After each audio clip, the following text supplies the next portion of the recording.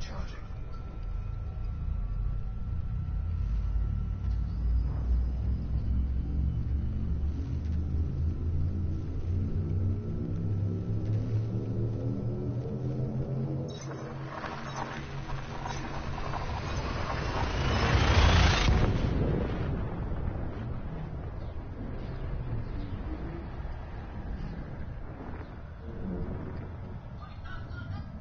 Buffy?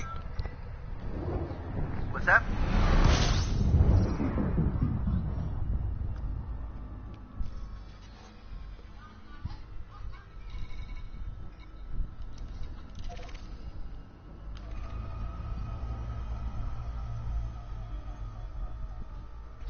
System scan complete. Fuel sweeping. Yeah?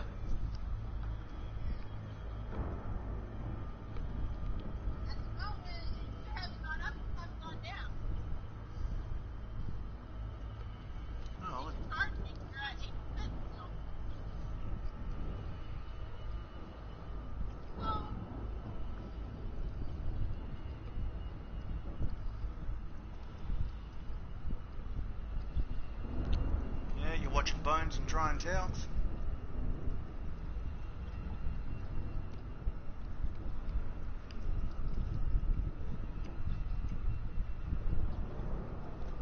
Watching Bones is a good show. I like that one. Probably Castle as well.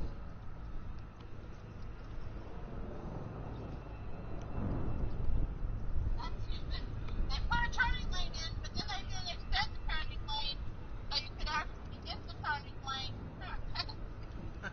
Yeah? That's funny. Yeah.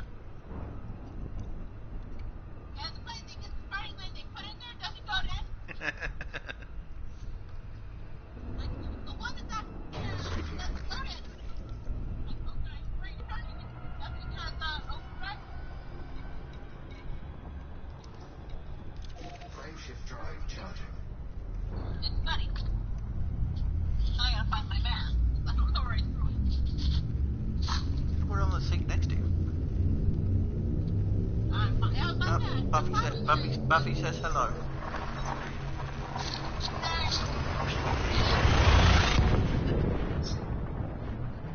At the moment, I'm trying to figure out how to get myself. The funniest thing is you were on. So that it didn't go fast, and it still went fast. Oh, the thumbs up is fine. Yeah? Yeah, I gotta take off the car. Fuel sweeping.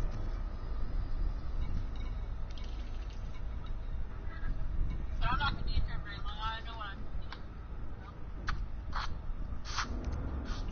Oh, you're hot though. I don't like that. Yeah. It's burning up. It's really hot. Guess you what you pay for. Yeah. You're at 9%, so I don't know how long you're gonna last.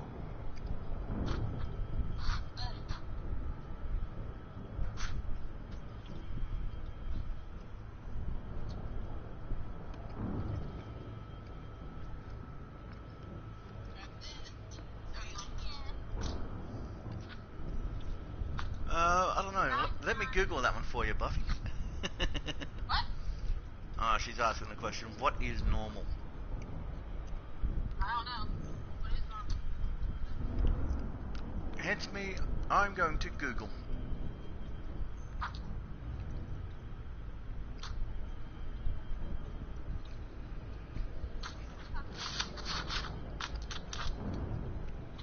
Get my foot off the line.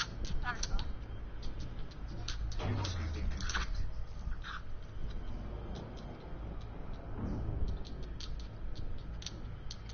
I'll probably go hover over the blue 3 seconds.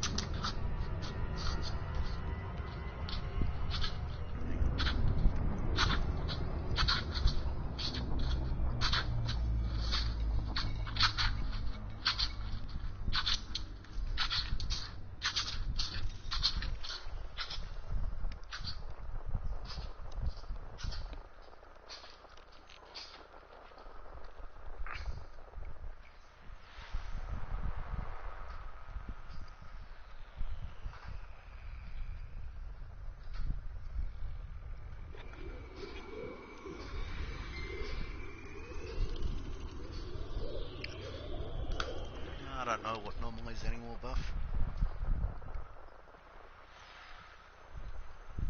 Like, in all fairness, I don't know if anyone knows what normal is these days, you know.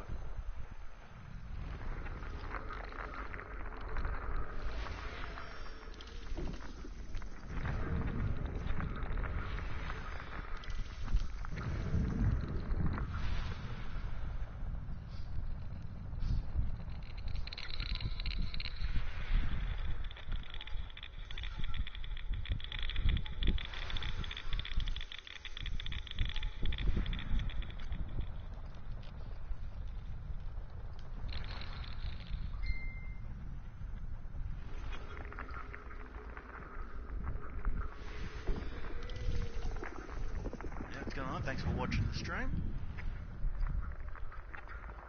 Hope you're having fun out there wherever you're watching from.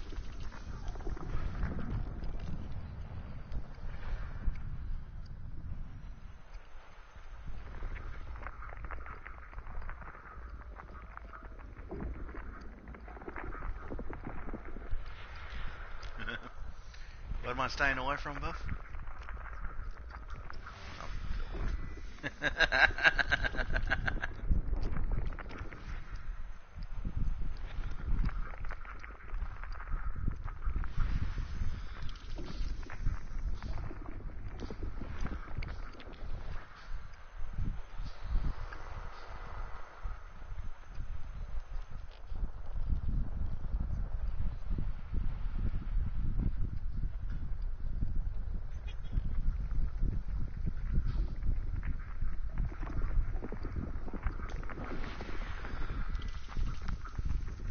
Sadly, no, I didn't.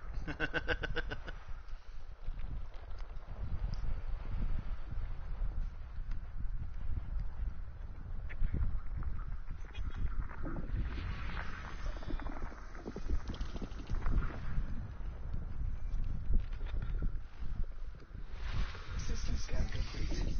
Ah, there you go. All right.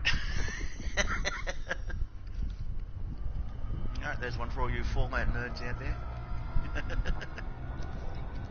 Frameshift drive charging.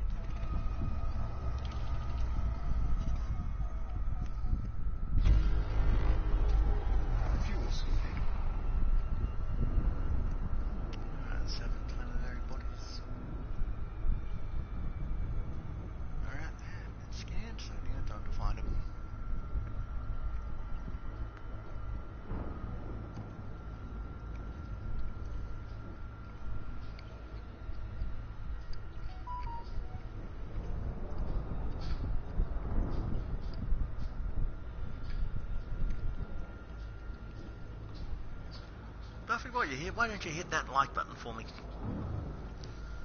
Oh, give me a like, you know you want to. You know you like my videos.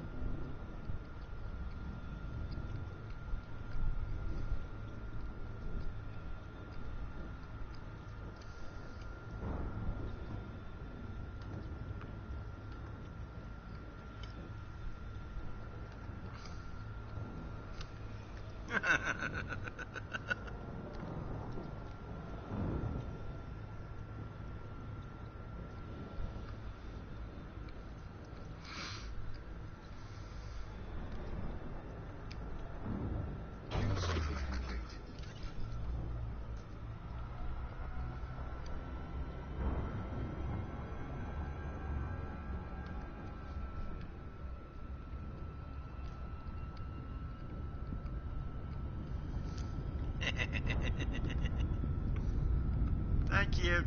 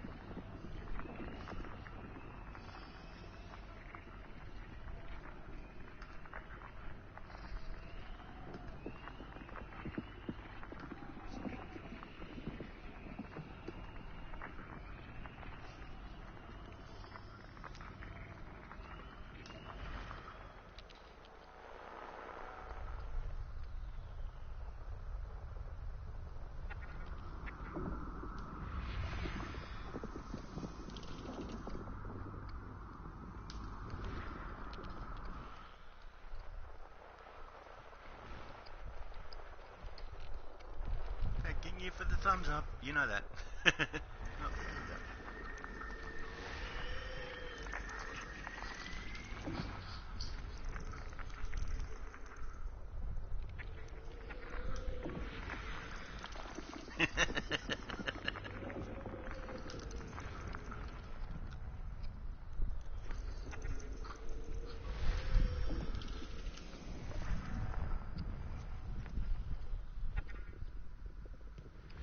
System scan complete.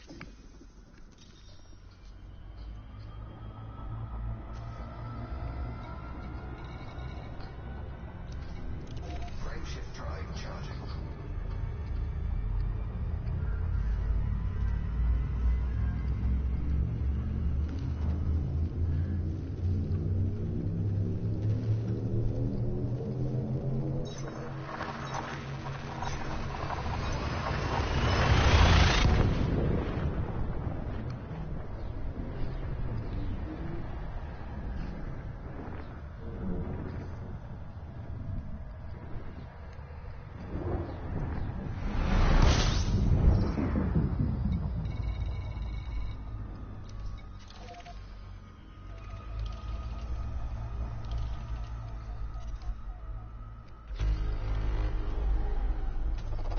Fuel smoothing.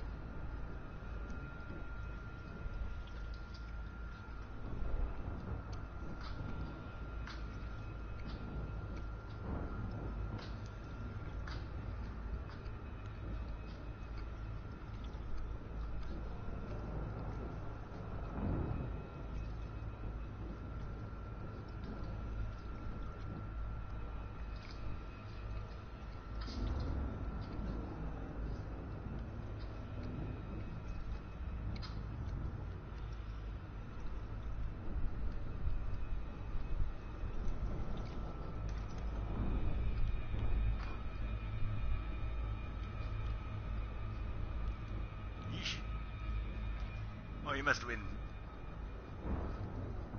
near the end of the season. I'm always going to remember Farewell, Goodbye, and Amen. That's probably one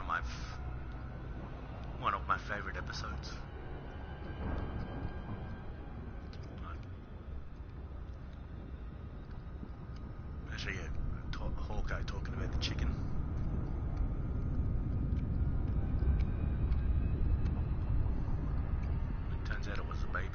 Spoiler alert, sorry.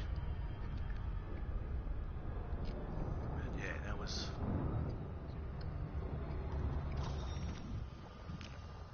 just a heartbreaking moment for me.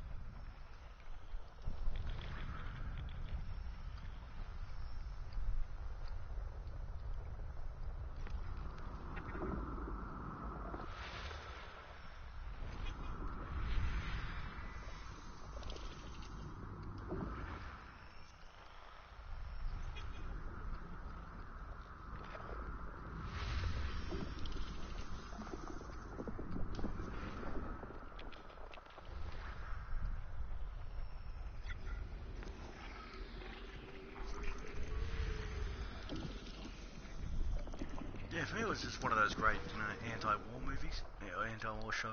Like,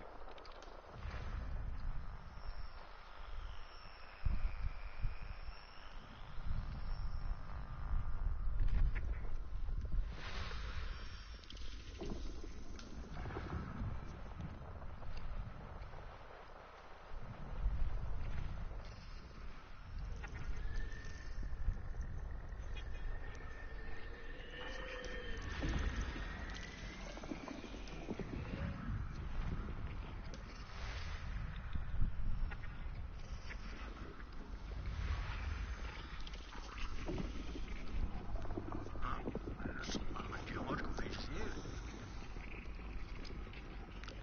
100% metal world.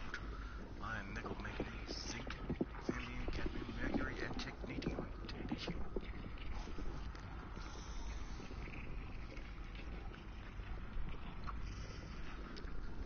Yes, I mean, I've heard that, the movie is a lot different to the show. Actually, Disney Plus has it on Star. Actually, it's on Star and Disney Plus, so...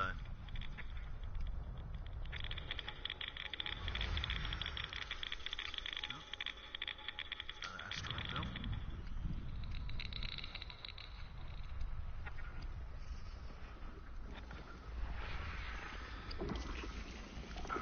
Like all your geological field out here, we've got the silicate magma, the volcanism, no atmosphere, 53% rock, 32% metal.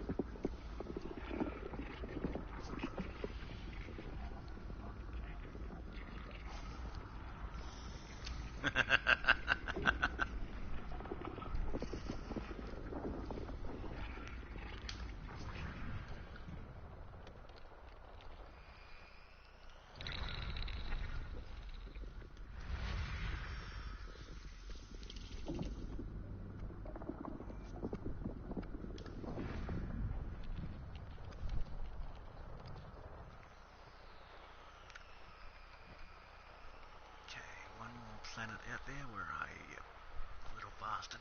Come on, there you are. System scan complete.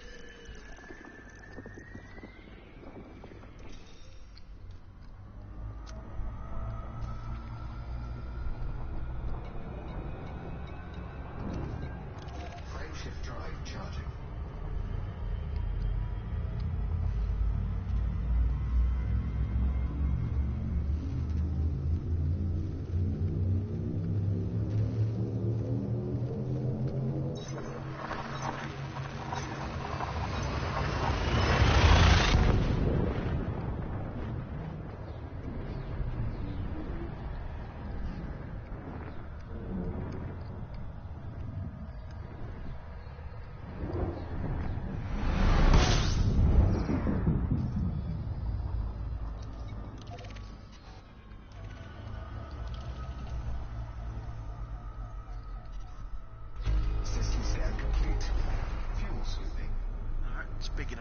fuel, I'm going to go make myself a cup of coffee.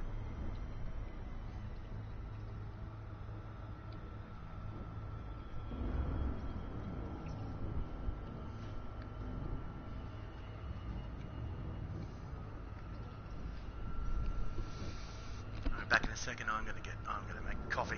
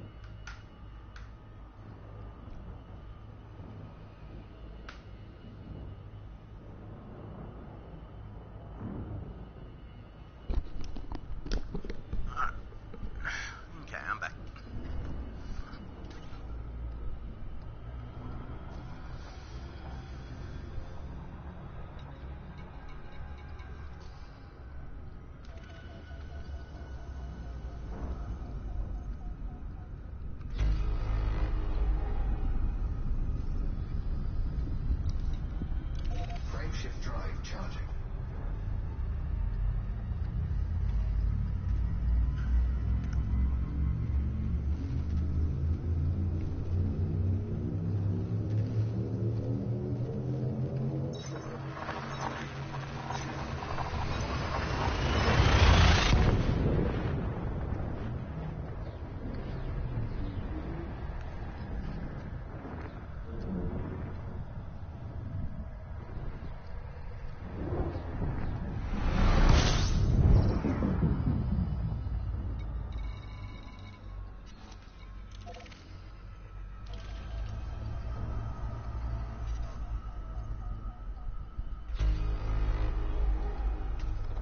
Fuel scooping.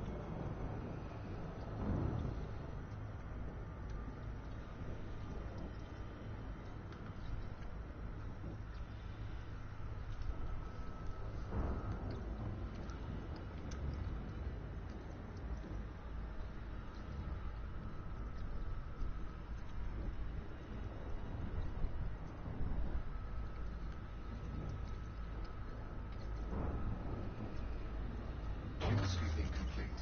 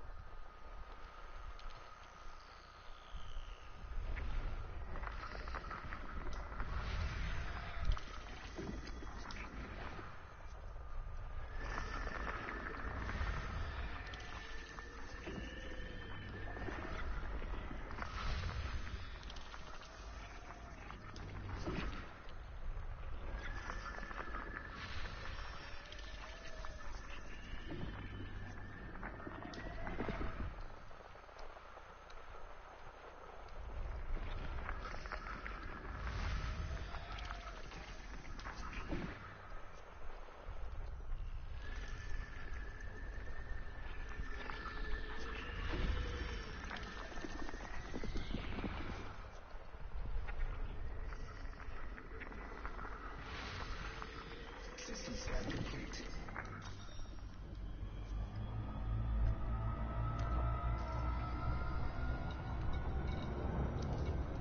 Frameshift drive charging.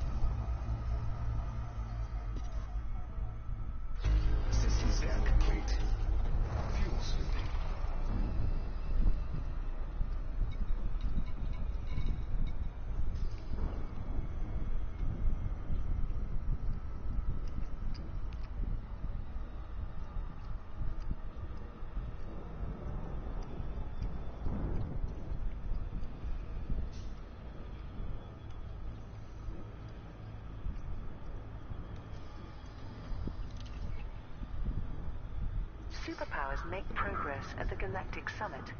Leaders from the Alliance, Empire and Federation have agreed a series of minor treaties at the diplomatic gathering in the Sirius system.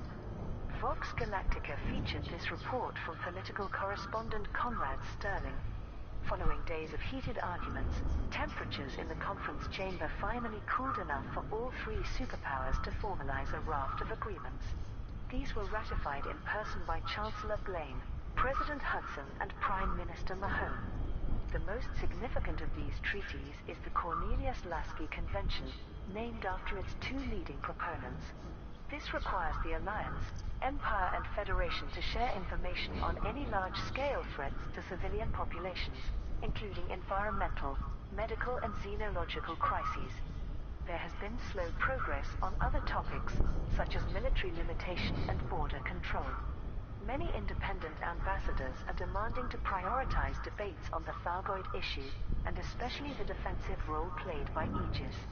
Outside the chamber, First Minister Fairfax invited Princess Deval to a small ceremony to honor her late father. Fairfax formally apologized for Prince Harold's death and condemned the terrorists responsible. Aisling Deval gracefully accepted this, but time will tell if it was an empty gesture or the first step toward Imperial Marlinist rapprochement. Galactic Summit imperiled by political frictions. Delegates at the diplomatic conference have clashed over long-standing political issues, with some threatening to abandon the event. Journalists at Patterson Enterprise in the Sirius Fuel scooping complete. system reported their observations via mainstream news feeds. The Imperial Herald, Minister White's claim that the Empire had fomented terrorism by repressing Marlinism was somewhat predictable. But nobody expected Princess Deval's icy retort, which caused shocked gasps across the chamber. Sol today. President Hudson easily dealt with Patrius's whine about the Federation's so-called warmongering, putting the bombastic imp in his place. On Akanar. The dull-witted thug of a president was no match for Senator Patrius, who received cheers for his condemnation of typical Fedneck arrogance. The Alliance Tribune. The conference's hosts were visibly embarrassed by Councillor Kane's claims that Coalsack Nebula terraforming projects had triggered recent Thyroid attacks. Shockingly, several delegates dismissed this as an internal matter for the Alliance. The Federal Times. Chancellor Blaine's stonewalling on the co-funding of humanitarian aid brought a rare flash of anger from Felicia Winters. Maybe the Emperor's puppet could loosen a few strings? The Sovereign. Despite Prime Minister Mahone exaggerating the benefits of Alliance membership, several independent ambassadors complained about its incomprehensible bureaucracy, saying it would be less damaging to declare war against the Alliance than join it. A representative from Sirius Corporation reported that the Galactic Summit was going well. Historic meetings at the Galactic Summit. Alliance, Empire and Federation leaders have held their first ever face-to-face discussions at the diplomatic conference in the Sirius system. Political correspondent Conrad Sterling published this report for Vox Galactica. The Galactic Summit has already made history by bringing together many political figureheads within one conference chamber. Optimistic opening statements from Chancellor Anders Blaine and Prime Minister Edmund Mahone gained applause. President Zachary Hudson was more curt, reminding everyone that billions of people would be affected by their efforts. Agendas and debate topics for the next 3 weeks were formalized. Much of the work will be done behind the scenes by ambassadorial staff, making big decisions in small rooms. The general tone so far has been courteous, although that may not last. Predictably, interactions between the Imperial and Marlinist delegations have been frosty, with Senator Denton Patrius refusing to even acknowledge their presence during discussions. Frameshift drive charging. However, First Minister Jenna Fairfax enjoyed a more cordial meeting with Shadow President Felicia Winters. They were joined by Jasmina Halsey, who has accompanied Winters from Mars in an unofficial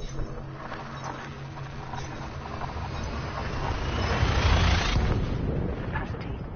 One notable absentee was Federal Ambassador Jordan Rochester, whose family is under legal scrutiny following the crimes of his older brother Jupiter Rochester. This at least spared him the awkwardness of having to formally greet his ex-fiancée, Princess Aisling Duval. But it's likely there will be no shortage of tension between other delegates in the coming weeks. Fuel swapping. Galactic Summit begins with defense request. Pilots Federation alert. The Federation is working with Sirius Corporation to offer bounty hunting opportunities to protect the diplomatic conference. The first Galactic Summit has officially opened at Patterson Enterprise Station in the Sirius system. Temporary permits have been issued to all arriving delegates and commanders for the 3 weeks of its term, although these do not apply to fleet carriers. Sirius Corporation CEO Li Yongrui announced, "The data supplied to us in January revealed several unanticipated threats, putting additional strain on our Navy and security forces. Working with the generous support of the Federation, we have placed bounties on all wanted ships to ensure delegate safety. Pilots defending the Sirius system will be rewarded for handing in bounty vouchers at the Spirit of Laelapse. The joint initiative will run for 1 week, after which Sirius Corporation will partner with the Empire to provide for the needs and security of the conference." In related news, Core Dynamics, Gutermeyer and Lacon Spaceways are celebrating the political gathering of all 3 Fuel swapping complete. superpowers with a 10% discount on their ships during the next 3 weeks. Delegations have begun to arrive and formal introductions are taking place, with much media attention. This is the first time that universally recognized figures such as President Zachary Hudson, Prime Minister Edmund Mahone and Princess Aisling Duval have been seen side by side. Rare goods received for political delegates. Pilots Federation alert. A wide range of luxurious food and drink for the Galactic Summit has been delivered to the Sirius Corporation. Orders were placed for Eden Apples of Ariel, F-Grease Tea Buds, Eurasian Goose Beer, Giant Irukama Snails, Bowman Yorpen Coffee, Karsuki Locusts and Lavian Brandy. Large quantities of these rare items were shipped to Ashby City in the Loiton star system. The consumables will be ferried to the nearby Sirius system, where the diplomatic conference will take place. This initiative was considered a priority, since some delegates only agreed to attend if their requests for these rarities were met. CEO Li Yongrui has expressed his personal thanks to all pilots who delivered the rare goods, who can now collect their payment at Ashby City in the Loiton star system. Sirius Corporation has been organizing the Galactic Summit for the past month, which has involved increased freight runs into its home system as well as heightened security. Preparations are now complete, and the first ambassadors from the Alliance, Empire and Federation are on their way. Alliance protests triggered by cancelled election. The postponement of the election for a new Prime Minister has led to widespread public disorder across Alliance systems. The Alliance Assembly vote was scheduled for Thursday the 25th of February. This date clashed with the start of the Galactic Summit, causing incumbent Prime Minister Edmund Mahone to propose that the election be delayed for 3 months. On many Alliance worlds, large-scale protest marches have placed pressure on local police forces. Some civil leaders have condemned Mahone for using the diplomatic conference as an excuse to extend his term of office. Mahone has referred to the unrest as being caused by a vocal minority of agitators, and insisted that the delay is in the Alliance's best interests. Councillor Nakito Kane, Mahone's main rival, has given the protests her full support. She has become a figurehead for public dissent, with some political pundits suggesting that she might have won the election had it been held this week. Speaking to the Alliance Tribune, Councillor Kane said, "This is the latest in a string of short-sighted decisions, and it's clear that the people no longer trust their Prime Minister. For this reason, despite believing the Galactic Summit to be a waste of time, I will be attending the conference to ensure that Mahone's agenda does not dominate proceedings."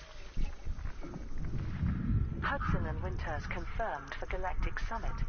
President Zachary Hudson and Shadow President Felicia Winters will both attend the diplomatic conference in the Sirius system. The Federation will also be represented by ambassadors from the Federal Diplomatic Corps, as well as several civil and corporate interests.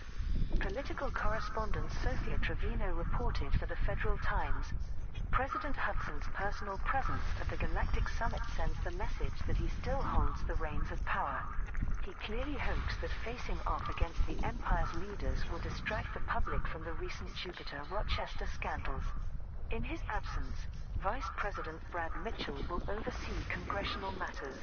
There are rumors that Mitchell is positioning himself to challenge Hudson as the Republican Party candidate System scan complete. in the next election. The conference also offers opportunities for Felicia Winters to appear presidential. She has eagerly Frameshift drive charging.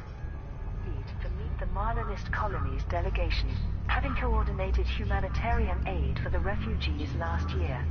Winters has not asked Shadow VP Isolde Rochester to accompany her, perhaps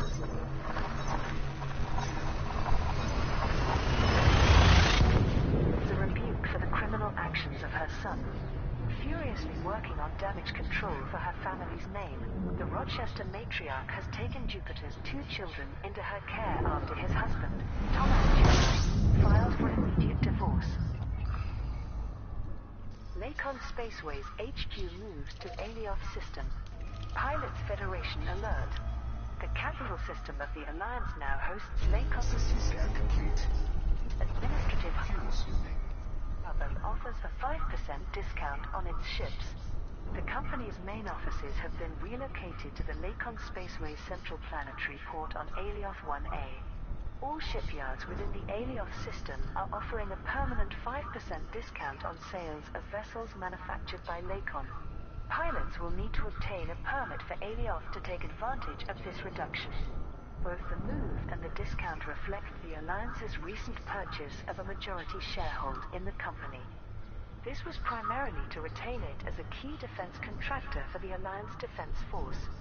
Naomi Landseer, chairperson of the board of directors, announced, "We are extremely pleased to be partnered with the Alliance, especially after recent tumultuous events.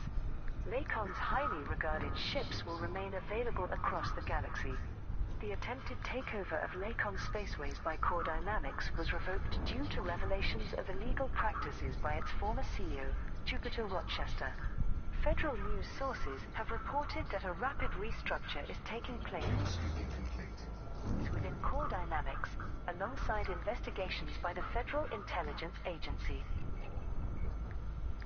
Rare goods required for Galactic Summit. Pilots Federation alert. Sirius Corporation has requested deliveries of consumables to Luyten's Star for the forthcoming diplomatic conference. The Galactic Summit will take place in the Sirius system and last for 3 weeks, beginning on Thursday the 25th of February. It will be attended by leaders from the Alliance, Empire and Federation, plus representatives from independent systems. Sirius Corporation has placed orders for these rare commodities: Eden Apples of Ariel, Edgrees Tea Buds, Eurasian Goose Beer, Giant Irukana Snails, Goman Yorban Coffee, Kasuki Locusts and Labian Brandy. All shipments are to be delivered to Ashby City in the Luyten Star system. They will then be ferried to Sirius before the conference begins. CEO Li Yongrui discussed these preparations at a media event. "We will provide all honored delegates with a comfortable, luxurious environment. This includes offering the finest cuisine from across the galaxy."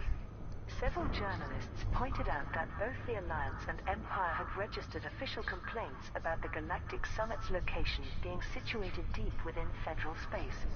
Li Yongrui responded, "I assure you that the Sirius system is politically neutral territory, and Sirius Corporation remains independent from the Federation. I can personally guarantee the safety and diplomatic immunity of all attendees." Victory for Federal forces against Jupiter Division. Frameshift drive charging. Pilots Federation alert.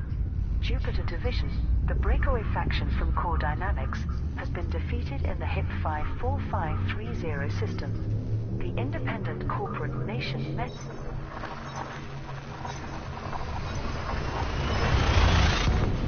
armed resistance from a local faction, the Silver Legal Group, which defeated them in battle with the aid of independent ships.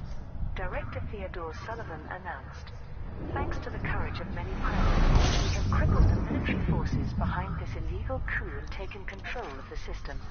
Rewards for all who fought for the Silver Legal Group are available from the Iron Wings of Justice megaship in the Tsarumtar system." Fuel sweeping. Silver Legal Group has been awarded permit control to prevent any further compromise of federal assets. Pilots without this permit can perform missions for the faction at the Iron Wings of Justice megaship in Sautar to access the HIP 54530 system. Remnants of Jupiter Division confirmed that despite their defeat, all those who sided with them during the conflict will be reimbursed at the Victory's Forge megaship in the HIP 55014 system. The Federal Intelligence Agency has taken Jupiter Rochester into custody, where he will be charged for his involvement in the destruction of Starship 1 in Sweeping complete.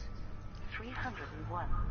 Thousands of his loyalist followers have also been apprehended, and the return of stolen Core Dynamics ships and resources is being arranged. Alliance bails out Lacon Spaceways. The Alliance Assembly has approved purchasing a majority sharehold in Lacon Spaceways, gaining partial ownership of the shipbuilding company. An acquisition attempt by Federal Corporation Core Dynamics was recently revoked due to illegal practices by its former CEO Jupiter Rochester. The Alliance has now rescued Lacon from possible insolvency, using government funding to buy shares and increase investment. Naomi Lancier, the reinstated chairperson of Lacon's board of directors, announced, "We welcome the coming Hey, free on the closer stream, how you partners with doing? the Thanks Alliance, which we see taking as a the time. natural Where are you watching progression from, my following friend? successful collaboration on past projects. I'm pleased to inform customers that the manufacture of Lacon vessels will continue uninterrupted. Although some Assembly members voted against the decision, including election candidate Nakato Kane, there is broad public and industry approval. The Council of Admirals has expressed gratitude that a key defense contractor will not be controlled by another superpower or corporation. Much of Lacon's personnel and resources will migrate to Alliance space, although its range of ships will remain available for purchase across the galaxy. Plans to construct a new headquarters for Lacon Spaceways within the Alioth system are well underway. Federation damaged by corruption and conspiracy. Federal citizens are in uproar after the former CEO of Core Dynamics was revealed to have destroyed Starship 1 to increase company profits. The trial of Fleet Admiral Vincent showed that Jupiter Rochester attempted to replace Jasmina Halsey with Zachary Hudson to secure military contracts with the Federal Navy. The Federal Intelligence Agency has arrested several co-conspirators, but its investigation is hampered by Jupiter Rochester loyalists splitting away from Core Dynamics. His new independent faction, Jupiter Division, has engaged in conflict against federal forces in the HIP 54530 system. President Hudson has claimed ignorance of the assassination plot, but public opinion polls show a decrease of trust in the Republican Party. Many have voiced anger at such corruption Systems scan complete. at the heart of the Federation, calling for further investigations into the corporate sector's influence on government. Political embarrassment Frameshift drive charging. has also affected the Liberal Party, with Shadow Vice President Isolde Rochester attempting to distance herself from her eldest son. Jupiter's horrendous actions were his alone, made completely without our knowledge.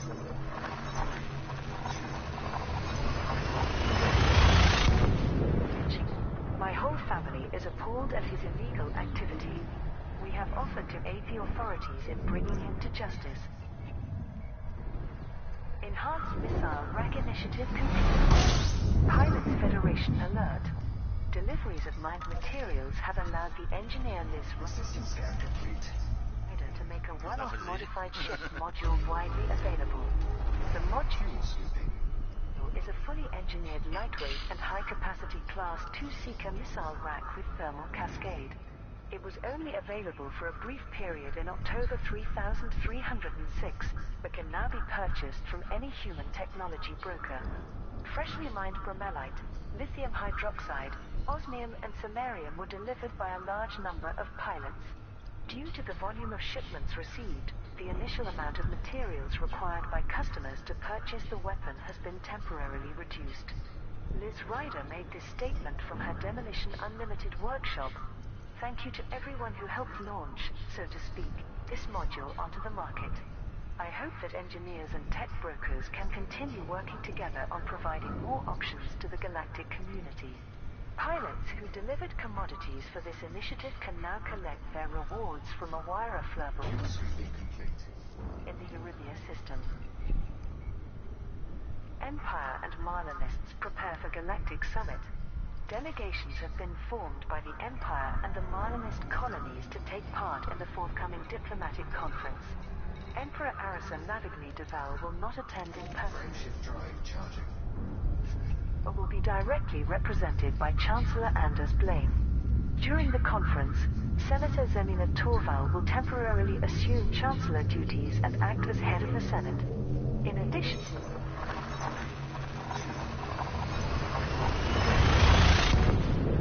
Princess Aisling Deval and Senator Denton Patrias will be in attendance. They will be accompanied by experienced ambassadors from the Imperial Diplomatic Corps. The Marlinist colonies have also finalized their delegation, which includes First Minister Jenna Fairfax and Minister Aaron White.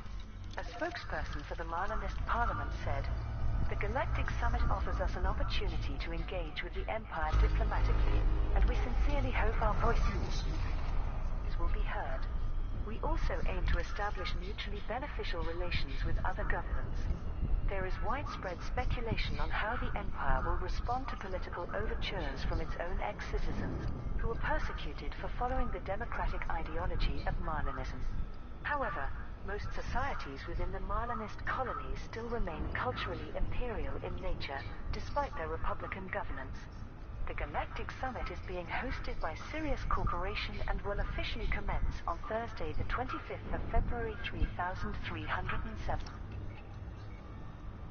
Conflict between Federal Forces and Jupiter Division. Pilots Federation alert. Jupiter Division ships have engaged in battle with rival Federal vessels in the HIP 54530 system. Loyalists to former Core Dynamics CEO Jupiter Rochester have built their own breakaway faction in HIP 54530. The FIA suspects that Jupiter Division agents first infiltrated the HIP. Let's change the...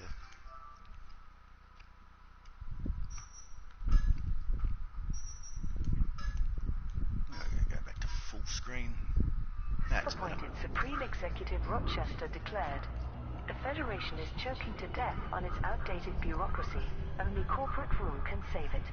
But first the galactic community must protect my followers, so I can establish a permanent base of operations." Director Theodore Sullivan of the Silver Legal Group announced, "We will not tolerate these criminals illegally controlling this system. Once victory is won, the Federation will be able to bring Rochester to justice."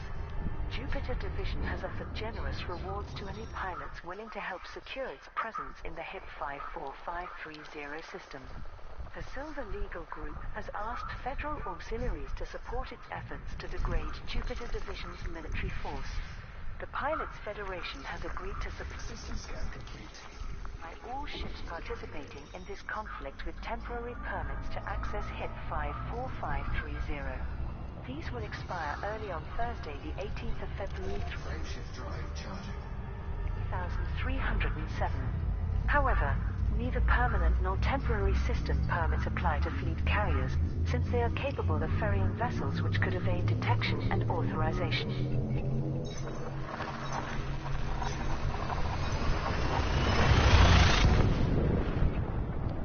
Takeover of Lacon Spaceways declared illegal. The acquisition of Lacon Spaceways by Core Dynamics has been revoked following revelations of illegal activity. An inquiry by the Independent Commission for Market Equality stated that former Core Dynamics CEO Jupiter Rochester exerted unduly influence on Lacon shareholders, including bribery and blackmail. System scan complete. Led to new appointments Sweeping. to the board of directors, who were paid to approve the hostile takeover. The inquiry also factored in the recent federal high court trial, which proved that Jupiter Rochester was directly responsible for the destruction of Starship 1 in 3301. In both cases, he set up shell companies to move enormous funds via unregistered banking systems. Core Dynamics refused to comment on the allegations, but its legal team has terminated the transfer process. The entire corporation is currently in disarray due to several departments becoming an independent faction under the name Jupiter Division. At Lacon Spaceways, Trent Delaney and several other directors have resigned. During an emergency meeting, a majority of stakeholders approved reinstating Naomi Landseer as chairperson. With stock values plummeting and industry confidence low, the future of the company remains uncertain. Fuel scooping complete. However, Sirius Corporation confirmed that it has made preliminary offers with regards to acquiring Lacon as a subsidiary. Only have cool ship names. Jupiter Rochester goes rogue from Core Dynamics. Several departments loyal to the Core Dynamics CEO have seceded to form an independent corporate republic called Jupiter Division. During the recent trial of Fleet Admiral Vincent, Jupiter Rochester was named as the paymaster behind the sabotage of Starship One. This hastened long-term plans to abscond from Core Dynamics along with many ships and personnel. In the permit-locked HIP 54530 system, the HIP 54530 Gold Universal Group has been renamed as Jupiter Division. It is assumed to have long been infiltrated by Rochester's loyalists. Using the new self-appointed title of Supreme Executive Rochester, he broadcast this statement across all federal media channels. For many years, Frameshift drive charging. I helped Core Dynamics become one of the galaxy's strongest companies, but petty laws and bureaucracy restricted me at every turn. I have always felt that people should not be ruled by politicians, but by those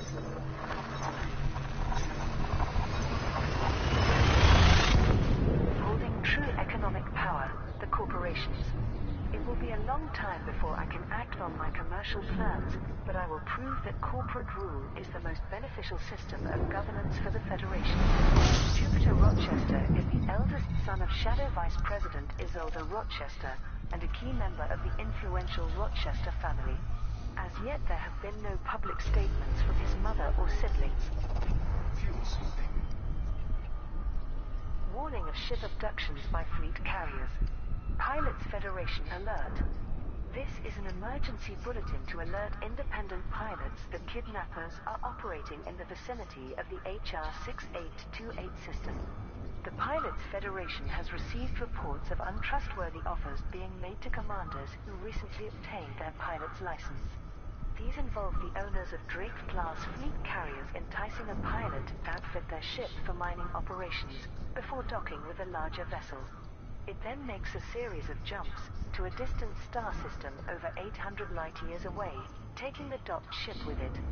The commander is encouraged to work on mining hotspots in order to produce income for the fleet carrier. However, their own ship's limited jump range means they are effectively marooned and reliant upon the fleet carrier to be returned to their starting system. All pilots are therefore advised to beware of hails directing them to HR 6828 or systems in that area. It is also important to exercise extreme caution when docking with any fleet carrier whose owner is unknown. The Pilots Federation has requested that this bulletin be shared by all members across public channels. It has also been distributed to major news feeds including the Alliance Tribune, the Federal Times, the Imperial Herald and Vox Galactica. Fleet Admiral Vincent pronounced guilty. A federal high court jury has found Fleet Admiral Lucas Vincent guilty of conspiracy to commit murder and treason. The court heard how Vincent worked with Core Dynamics CEO Jupiter Rochester to sabotage Starship One and assassinate then-President Jasmina Halsey in order to increase military contracts. The Federal Times' crime correspondent Ethan Takahashi observed, within minutes of Vincent receiving a life sentence, Federal Intelligence Agency teams arrested several co-conspirators in the Federal Navy along with some government officials. Jupiter Rochester himself has evaded arrest by fleeing to the HIP 54530 system, where loyalists within Core Dynamics are establishing a breakaway faction named Jupiter Division. Industry analysts believe that this corporate split has long been planned, but is being accelerated because of the trial. Rochester's responsibility for the Starship One tragedy raises many questions, especially for his powerful family. It will certainly fuel the conspiracy theory that he is a member of a covert group of powerful figures to manipulate events to benefit the military and industrial complex.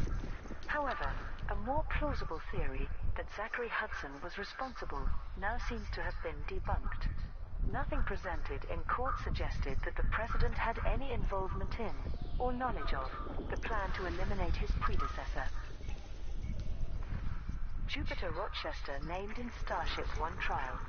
Core Dynamics CEO Jupiter Rochester has been accused of collaborating with Fleet Admiral Vincent to orchestrate Starship One's destruction in 3301.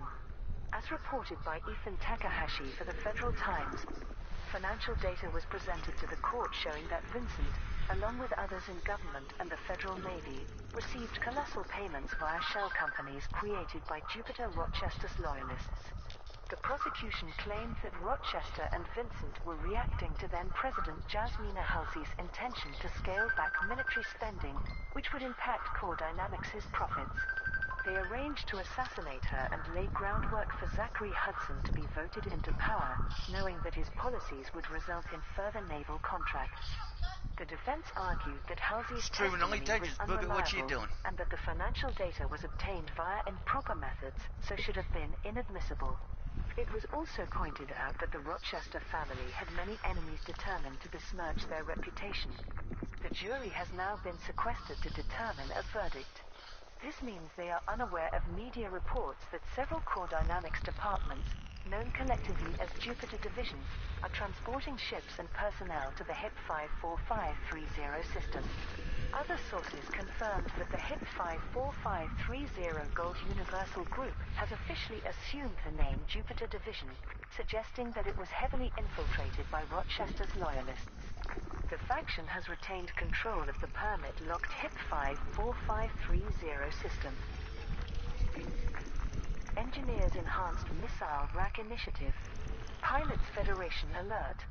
The engineer Liz Ryder has requested mined materials to help make a previously unique ship module widely available.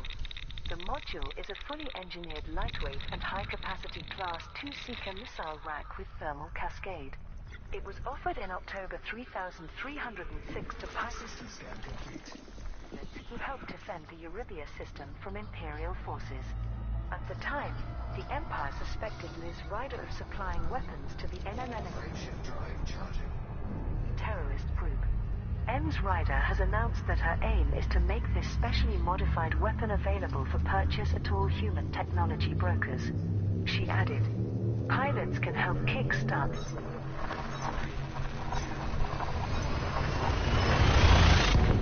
this project by providing mined commodities, which will temporarily reduce the amount of materials that customers require to obtain the missile rack.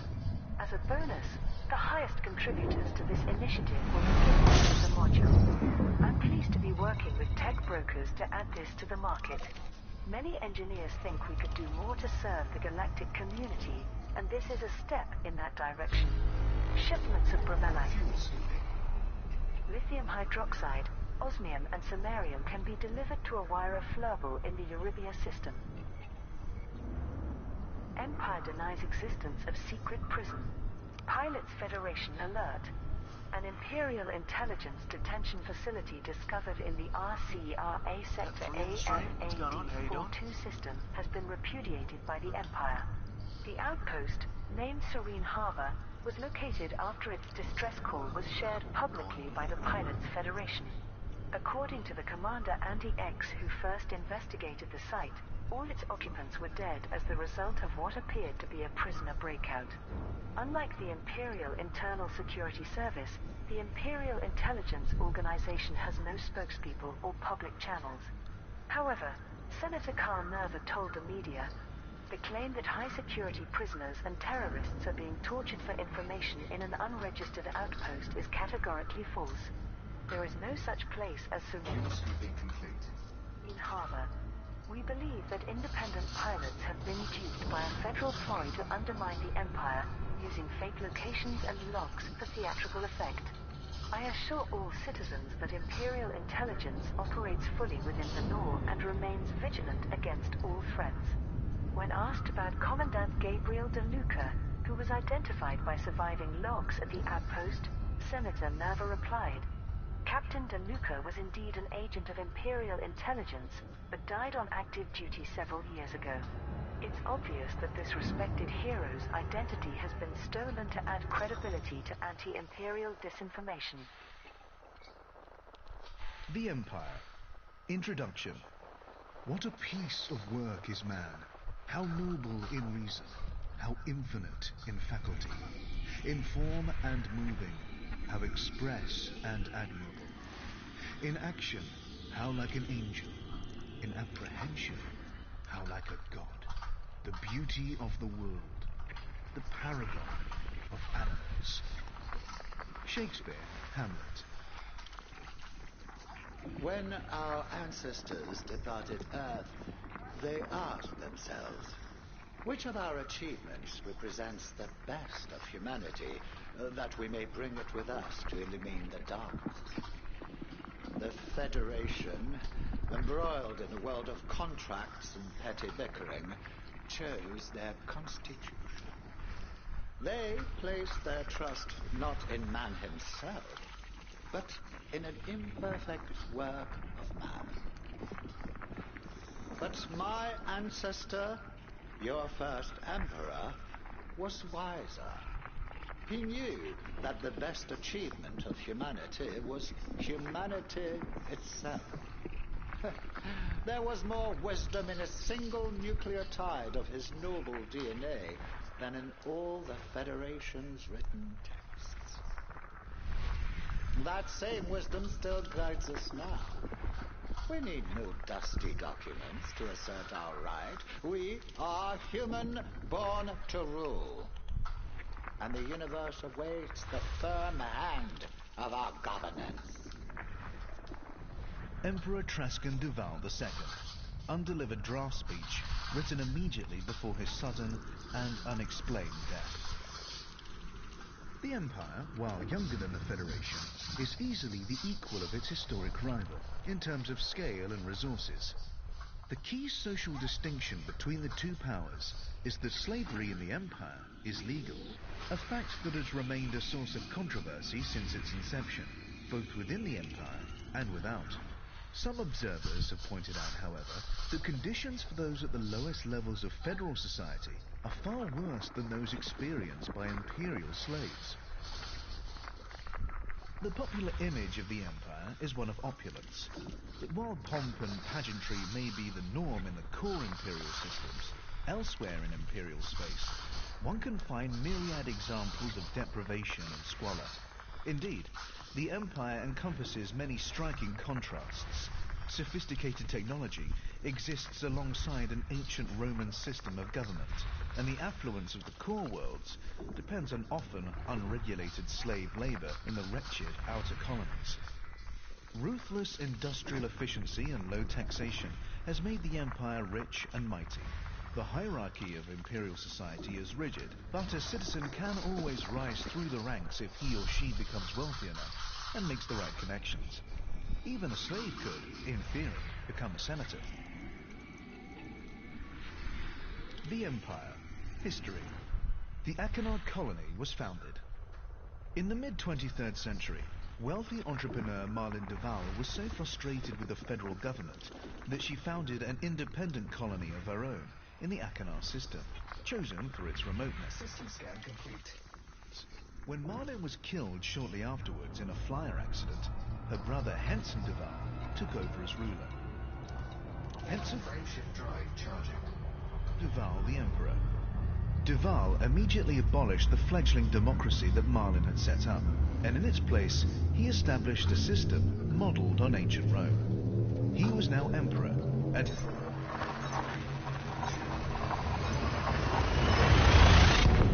the closest allies were his senators. Any colonists who might have objected were forced into silent compliance with Duval's vision. Such were his wealth and power.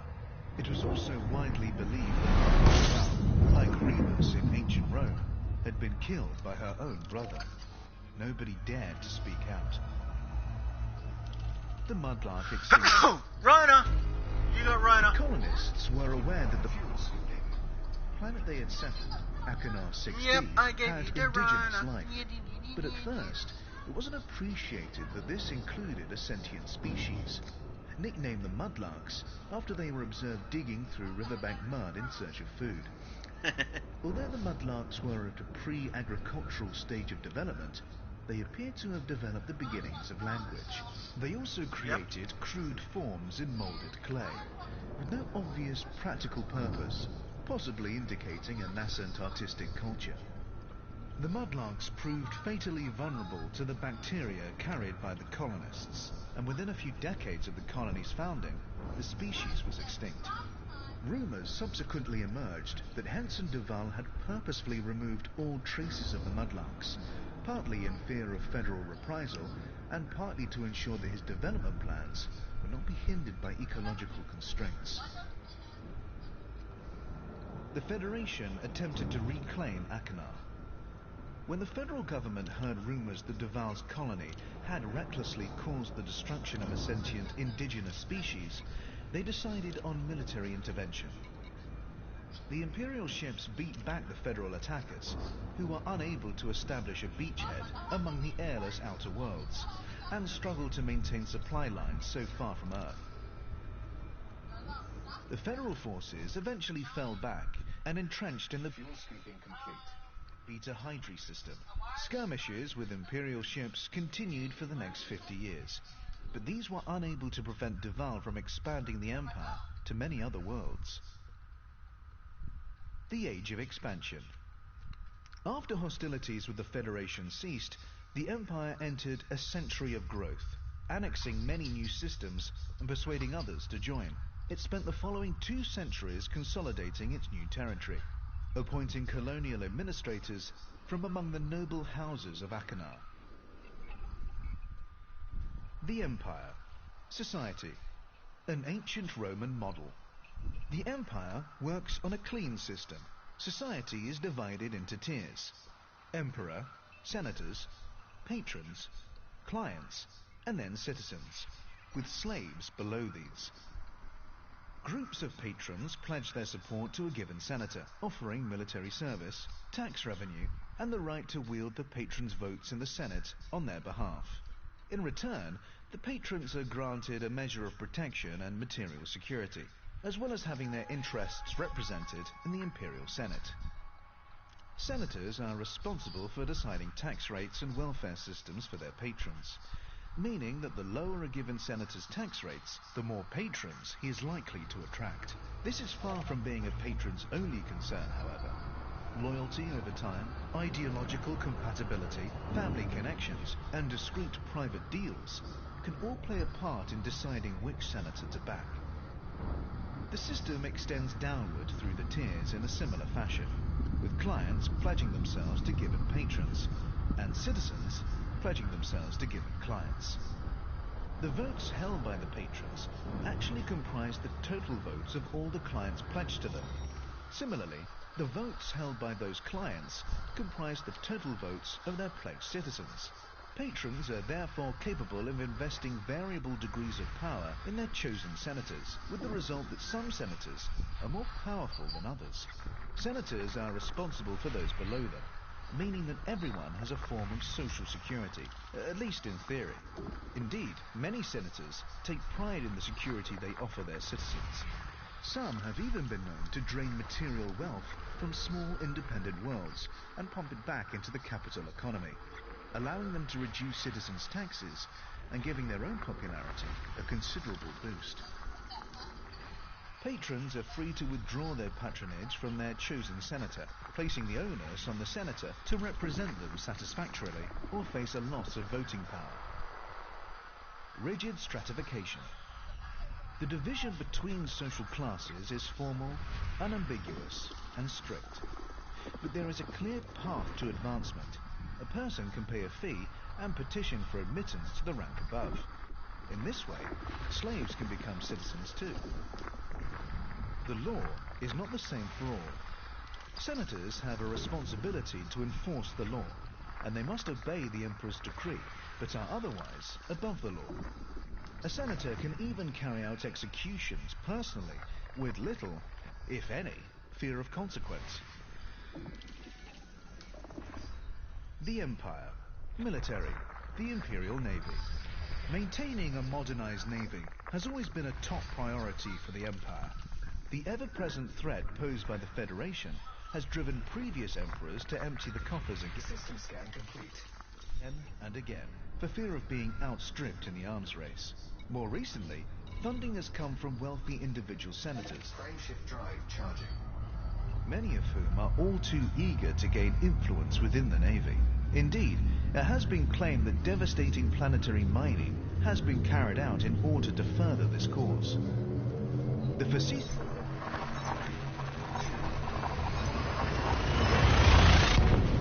system is arguably the most significant Imperial naval base. Many officers are housed on the world of Topaz, while Peter's Wreck is home to the training centers. As well as the battlefields, the Imperial Navy maintains a subdivision dedicated to exploring the fringes of known space. The Emperor's Own. Genetic engineering is not officially tolerated in the Empire, but it does sometimes take Fuel sweeping. place. One notable example is the Emperor's Own, a group of genetically engineered super soldiers deployed during the shock invasion of Mansfield Colony in the Leadless system in 2959. They proved brutally efficient, overrunning the Federal defenses in a mere 2 hours and inflicting a rare defeat upon a Federal Gurkha regiment. The Empire, culture and values. The human body represents perfection. This belief, once held with mere religious intensity, still forms the bedrock of the Empire's culture and morals. Genetic modification is frowned upon, but a degree of genetic correction Fuel sweeping complete. is known to take place, supposedly to correct defects such as vulnerability to certain diseases. The belief in the sanctity of the human body originates with the first emperor, Henson de Val. While he did not claim to be literally descended from the gods in the manner of Roman emperors of old, he declared that his own image was the paradigm to which others ought to aspire. Households across the empire were required to display a statue or bust of the emperor in a place of honor. Imperial citizens are therefore expected to shun habits that corrupt or defile the human body, such as excessive indulgence in narcotics.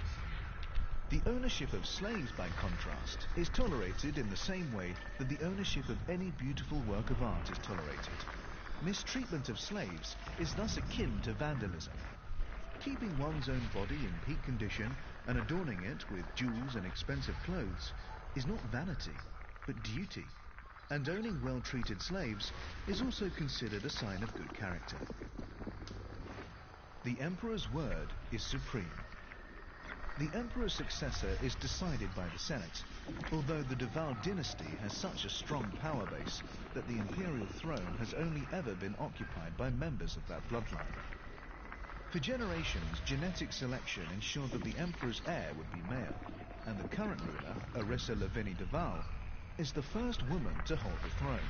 Marlene de Val is sometimes described as the Empire's first female ruler, but this is incorrect. The colony she founded was a democracy. Honor is everything. The value placed on honor is a constant throughout all tiers of imperial society. Honor can be lost through various means, including leaving debts unpaid, failing to respect a superior or provide for a dependent, breaking a solemn vow, conducting combat with cowardly weapons such as nerve gas, and defiling one's own body. Slavery is acceptable, but slaves must be well treated. In the Empire, it is not uncommon for the poor and disenfranchised to sign up for a period of military service in exchange for a small sum of money.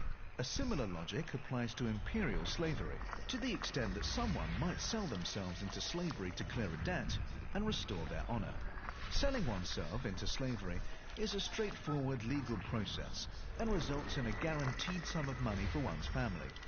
So it is a popular option for the desperate. System scan complete. In practice, however, many find that it takes much longer than expected to clear their debts. People are also Frameshift drive charging. forced into slavery against their will. Sometimes a senator will sentence a person of lower rank to be stripped of citizenship and designated as a slave. but it is more common to impose a fine of such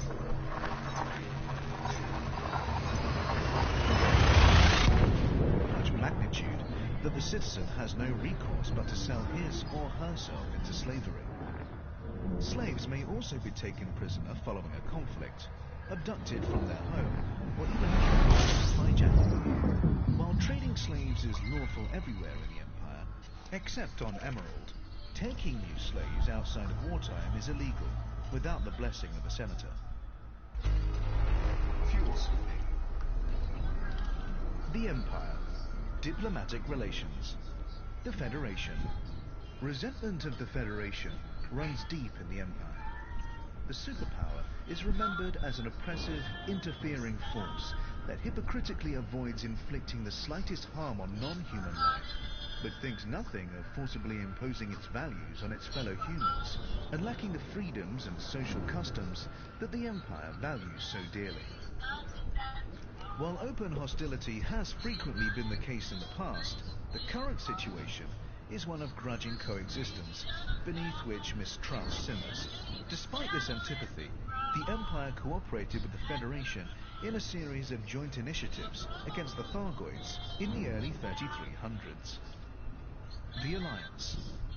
When the Alliance was founded in 3230, following a bitter conflict with the Empire and the Federation, multiple systems defected to it from both superpowers.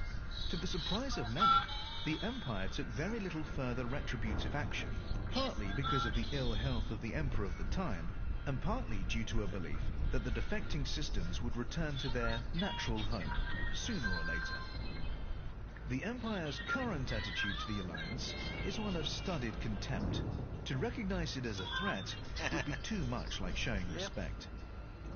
Internal politics. Tonguing it at me again, huh, Buffy? Unsurprisingly, sweeping complete. For a society so concerned with rank and influence, the Empire contains a multitude of feuding power blocks.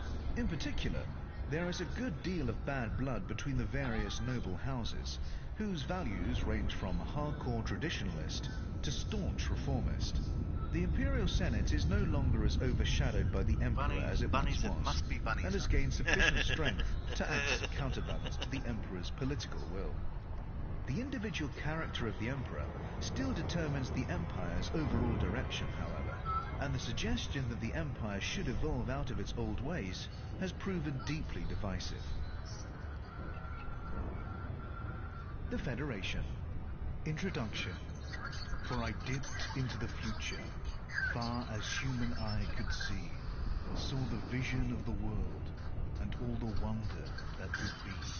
Saw the heavens filled with commerce, argosies of magic sails, pilots of the purple twilight, dropping down with costly bales, till the war drum throbbed no longer, and the battle flags were furled in the Parliament of Man, the Federation of the World. Alfred Lord Tennyson, Locksley Hall, 1835.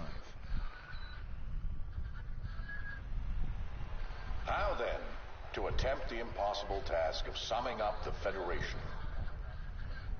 We are the ones who draw the lines. Our forefathers, who lived through the bitter anguish of global wars, drew a line under them and declared, no more. We enshrined the rights of all citizens in our Constitution, underlined them, and signed. We plotted the lines that first linked the star systems, bringing humanity to the shores of new worlds, opening the way to interstellar trade. And when humanity itself, in the exuberance of youth, threatened the delicate balance of alien life, again we drew a line. Thus far let us lawfully tread, and no further.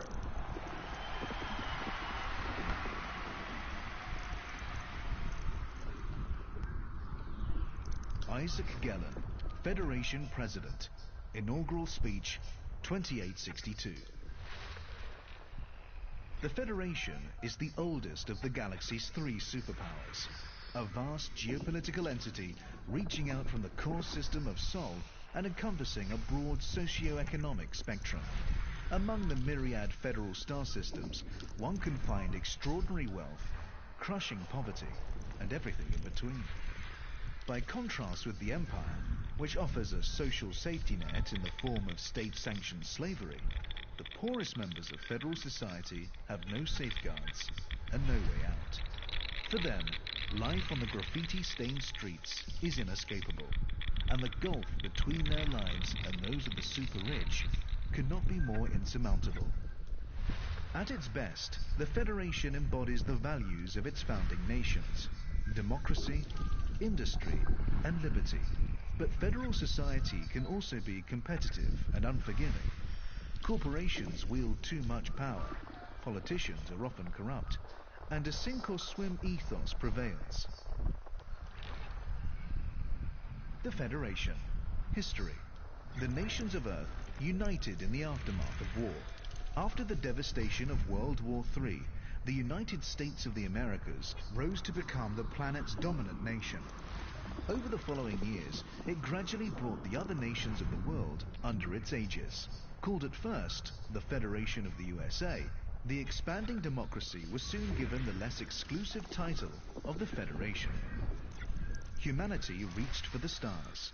When faster-than-light travel became a reality in the 22nd century, several terrestrial corporations competed fiercely to establish the first human colony in a new star system.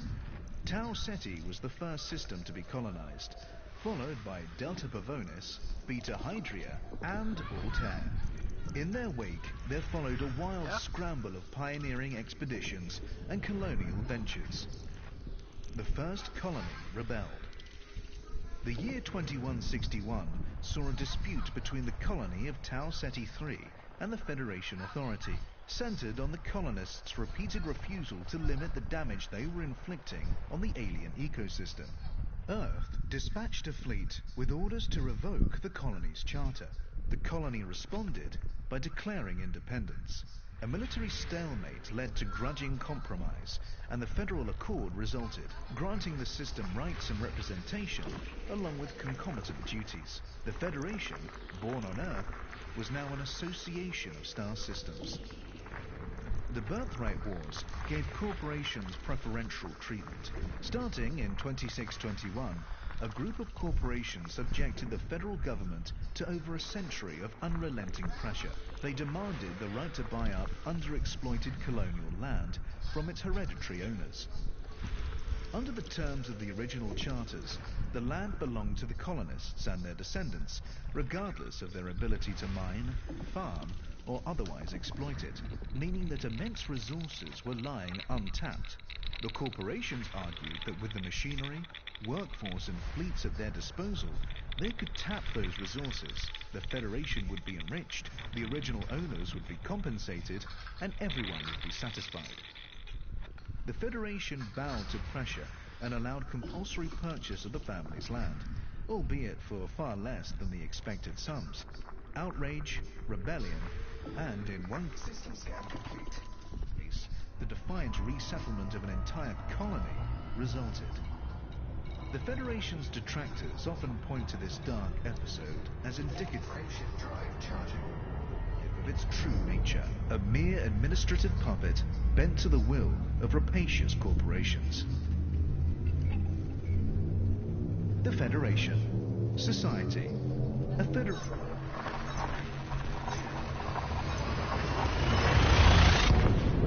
Democracy. The Federation's legislative body is made up of congressmen elected to represent their system or state. Apart from the oldest core systems such as Sol, which encompasses multiple states, each star system within the Federation is considered a single state. New colonies do not qualify for full Federation membership until and unless they fulfill the development objectives set down for them. Fuel scooping. With self-reliance comes representation. The federal government has its seat on Mars, which was terraformed in 2286. Congress was moved there from Earth in the early 3rd millennium. The executive branch is headed by an elected president with a fixed 8-year term. Constitutional rights obtained. The sovereign rights of all individuals are enshrined in the Constitution, which is a modified and streamlined version of the US Constitution, originally codified in the 18th century. The right to liberty underscores the absolute ban on slavery within the Federation, and is a point of contention with the Empire. Corporate interests dominate. Although the Federation is loudly and proudly democratic, corporations still exercise tremendous influence over the democratic process, shaping citizens' choices through celebrity endorsement, lobbying, and occasionally outright corruption. The government is notoriously reluctant to curb corporate activity. The typical question in Congress is not whether a given policy will favor corporate interests, but which ones it will favor. Competition between corporations for Congress support can lead to a deadlock in the government.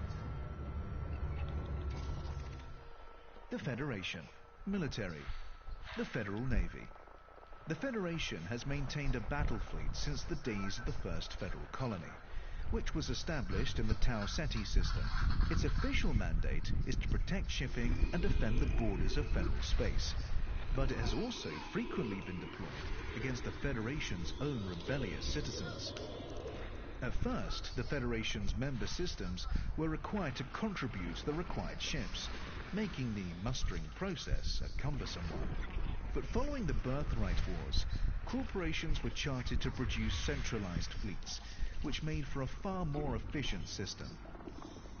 The naval shipyards and training academy were originally based in the Anlave system, but the academy has since been moved to the custom world of Navy Central in Eta Cassiopeia. The Navy benefited from massive investment following the forced sell-off of colonial land in the Birthright Wars, during which it was wielded against the colonists in a bitterly resented move. When the Thyroids were first encountered in 2849, the Navy was boosted once again in fear of the alien threat, and a further bolstering followed in 2867, in the aftermath of what were believed to be Thyroid attacks.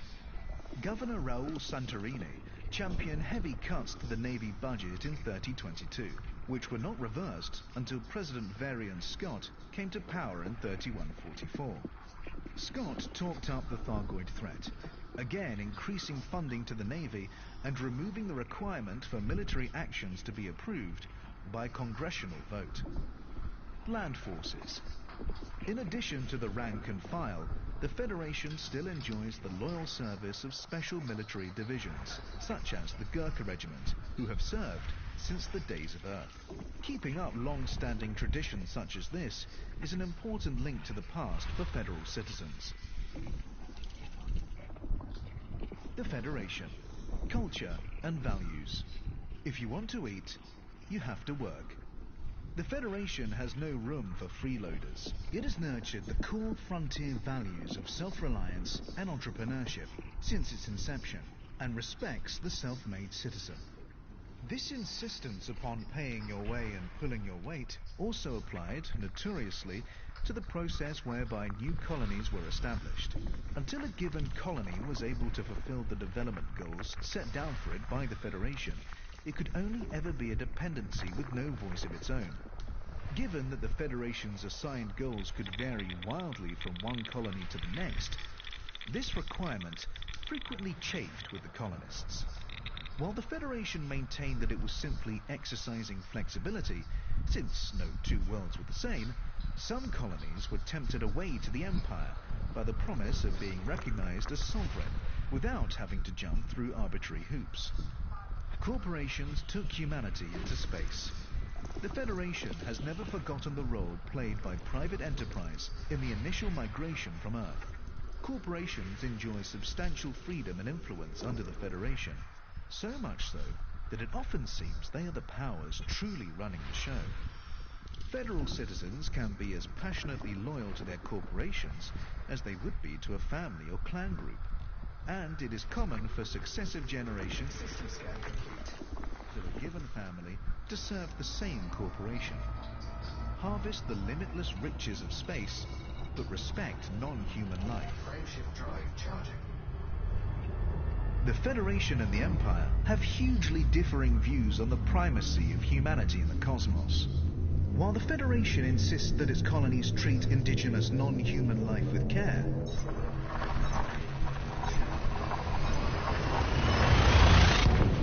the Empire typically takes a more human-centric approach. This attitude has allowed the Empire to poach several developing Federation colonies who felt themselves hamstrung by ecological regulations. Wealth is freedom. Federal citizens actively embrace corporate culture, expressing their identity through brand choices and media consumption. Fuel soothing. The Federation. Diplomatic relations. The Empire. In 2292, a group of colonists established a settlement on Achenar 6D, chosen for its remoteness.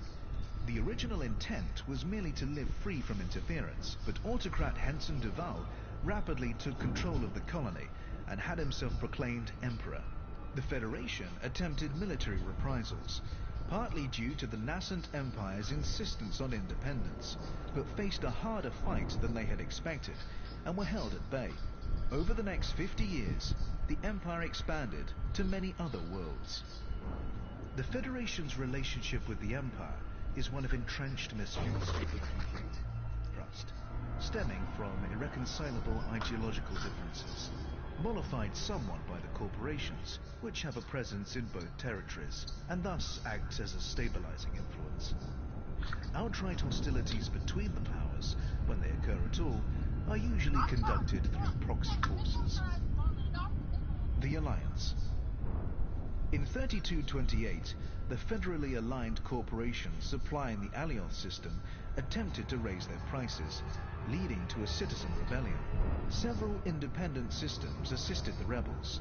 Neither galactic superpower was able to suppress the revolt. The Empire was too far away to intervene effectively, whereas the Federation was hampered by unexpected public sympathy for the rebels. The Alliance of Independent Systems, founded on Alioth in 3230, drew in new members over the next 20 years. Some were already independent, while others defected from the Federation or Empire. In order to keep more worlds from defecting, the Federation was forced to reform the process, whereby colonies could achieve full federal membership.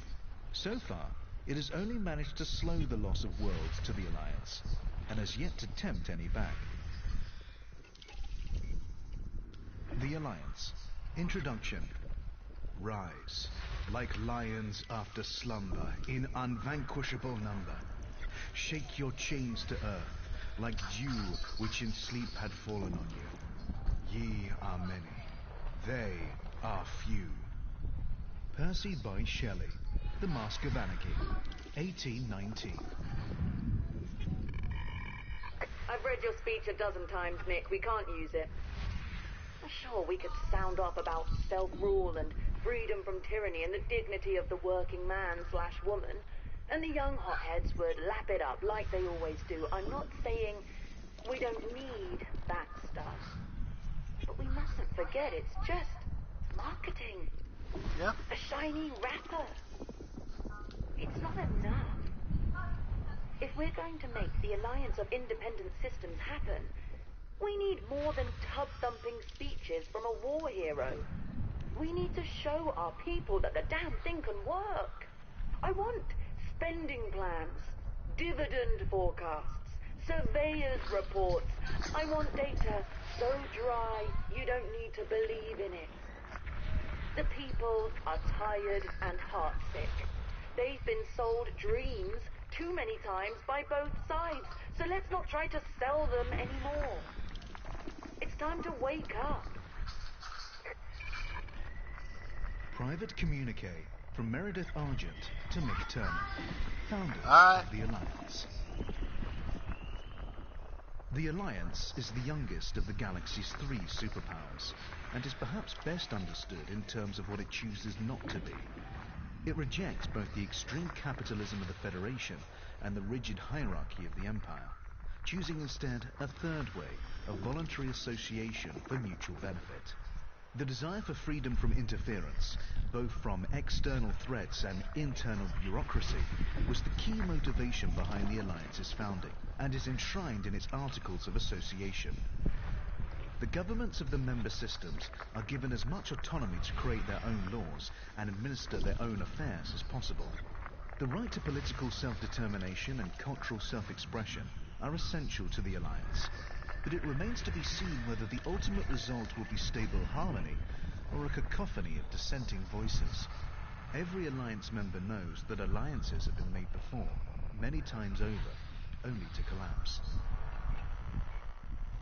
The Alliance. History. Alioth was colonized. The crucible in which the Alliance was forged was Alioth, a system so rich in gas and mineral resources that early surveyors considered it a stellar El Dorado.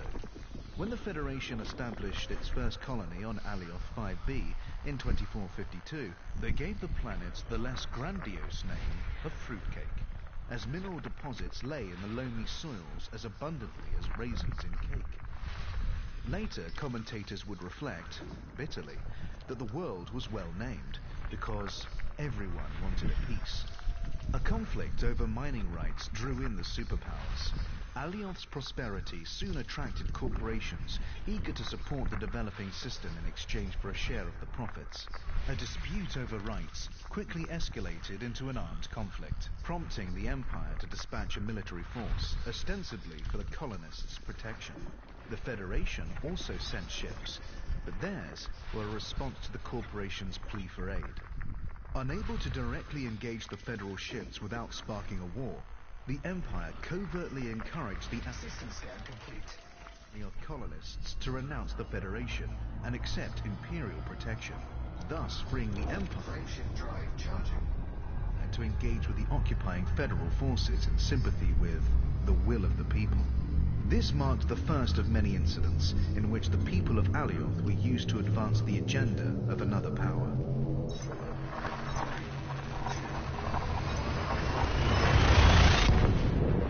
Federation-sponsored insurrection. In 2530, the Federation set out to undermine Imperial control of Alioth by exploiting local resentment of the governor. They covertly sponsored acts of protest and petty vandalism.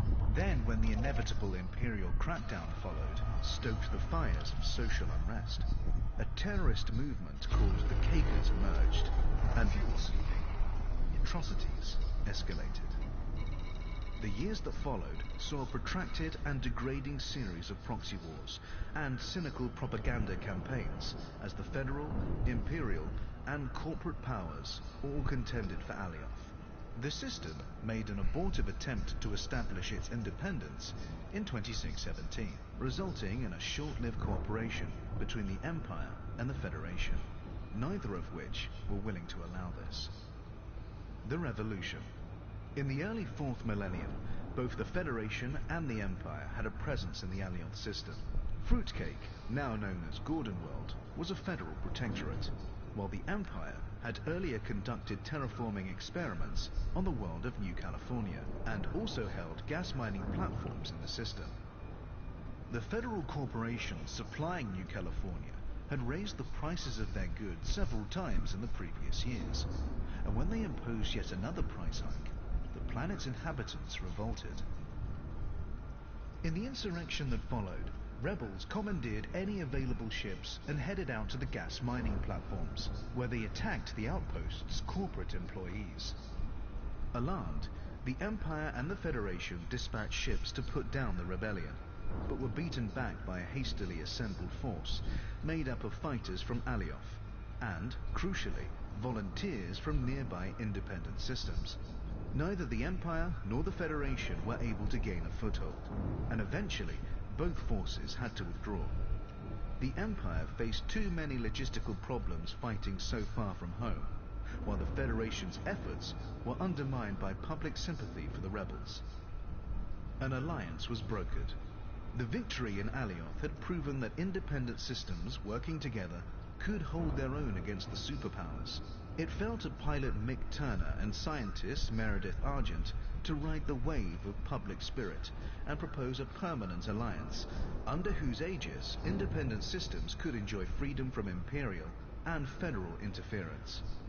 The alliance was founded in 3230, and in the next 2 decades, it expanded its membership to more than 20 systems, some defecting from the Federation and the Empire, others pledging as independents. The Alliance. Society. Many worlds, few rules, no overlords. The Alliance's Articles of Membership are designed to unite the member systems with strong, straightforward bonds that allow as much self-determination as possible. Membership guarantees mutual prosperity through guaranteed free trade and security through the Alliance Defense Force, while leaving much of the business of government to the individual members. The Alliance Assembly acts as a central arbitration committee, helping to settle disputes between member systems. It also oversees formal arrangements between members, such as treaties, Housekeeping complete. research goals, and mutually agreed policies. As no one system can be allowed to carry more weight than another, the Assembly frequently finds itself bogged down in endless back and forth negotiations. Getting them to agree on anything is a task often compared to herding linglangs, notoriously ill-tempered carnivores from the Achenar system. A body of civil servants who remain uninvolved in politics handle most of the day-to-day administrative work that enables the Alliance to function. Conditional autonomy for member systems. Alliance members are required to subscribe to and uphold a code of human rights, and to have a democratically elected government.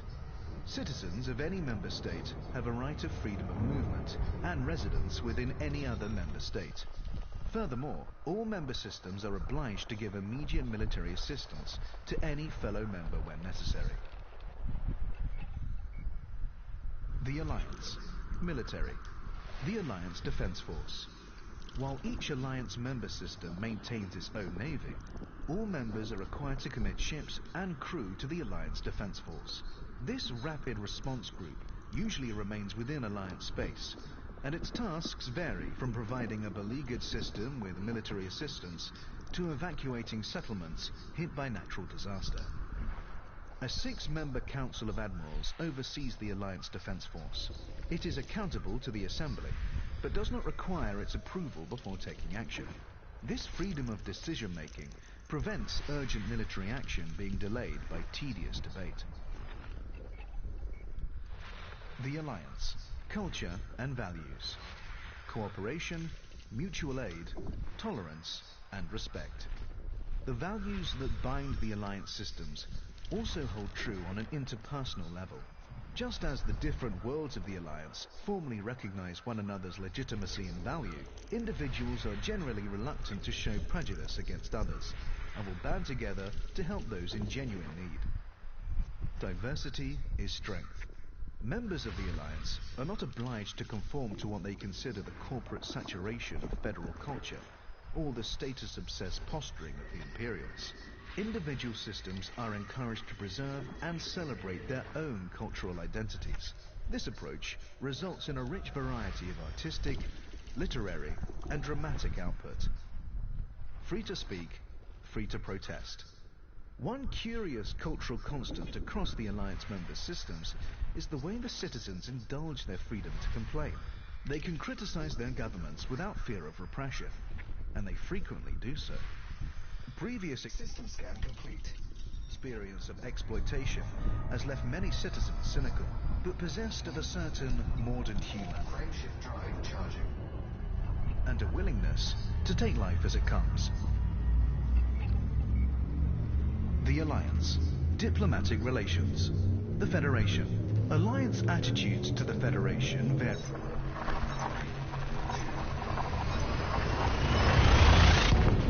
Sharply, depending on whether one is asking about the Federation's government or its citizenry. The government is seen as a hidebound relic, unable to arrest its slow decline into decadence. But the general populace are much more compassionately viewed. An Alliance citizen proud of his or her own emancipation, is likely to have a rather condescending view of a federal citizen. They are characterized as ignorant Jews, kept satiated by mass-market entertainment and branded consumer goods. This is not seen as their fault, however. On the contrary, it is widely held that the Federation and the corporate barons deliberately keep the people in this servile state. The Alliance is more interested in enticing federal systems to join its union, thereby winning the moral war, than in exacting vengeance for the wrongs of the past. There has been too much violence already. The Empire. To the Alliance, the Empire is anathema. With its monolithic culture, veneration of opulence, disdain for human rights and tolerance of slavery, it could not be further from the Alliance's values of mutual respect and freedom from exploitation. Yet, for all this, many Alliance members would rather deal with the Empire than the Federation. The common belief is that the Federation will always pretend to be something it is not. At least with the Empire, you know what you're dealing with. Most Alliance citizens view the emergence of a progressive movement within the Empire with cynicism. Everyone knows that the Empire is incapable of changing its ways. The whole imperial social model is an imitation of the past. But some in the Alliance nevertheless welcome the ascension of the first female emperor. The edifice may not be about to crumble, but such a profound change cannot be ignored. The Thyroids. Human-Thyroid contact. The Thyroids are a non-human race with a history of hostility towards humanity. The first recorded encounter with a Thyroid ship took place in 2849, although earlier undocumented encounters are believed to have taken place. In the years that followed, contact with lone Thyroid vessels was intermittently reported. Humanity clashed with the Thyroids in the 32nd century, but details of the conflict remained scarce for many years, and it proved difficult to differentiate authentic accounts of Thyroid encounters from the sensationalist media stories of the time. The discovery of abandoned intergalactic naval reserve arm bases in 3303 did much to dispel the fog, however. The INRA, a joint federal imperial initiative established in 3193, was responsible for researching the Thyroids and developing technologies to counter their aggression. But the organization's lack of accountability meant that the details of its research did not come to light until years after its dissolution. Almost all of the reliable data concerning the Thyroids has been sourced from INRA facilities. This data, originally deemed highly confidential, was declassified in 3304, following a resolution from the federal government and an imperial decree. Some controversy over the backing and funding of the INRA remains, however. The Thyroids Society. The INRA discovered that Thyroid Society is organized into hives, with most Thyroids falling into three categories: queens, princesses, and drones. Queens function as reproducers, while drones serve to maintain a favorable environment for the rest of the hive. Thyroid hives can be vast, although it may be that some of the larger observed groups are in fact multiple, overlapping hives.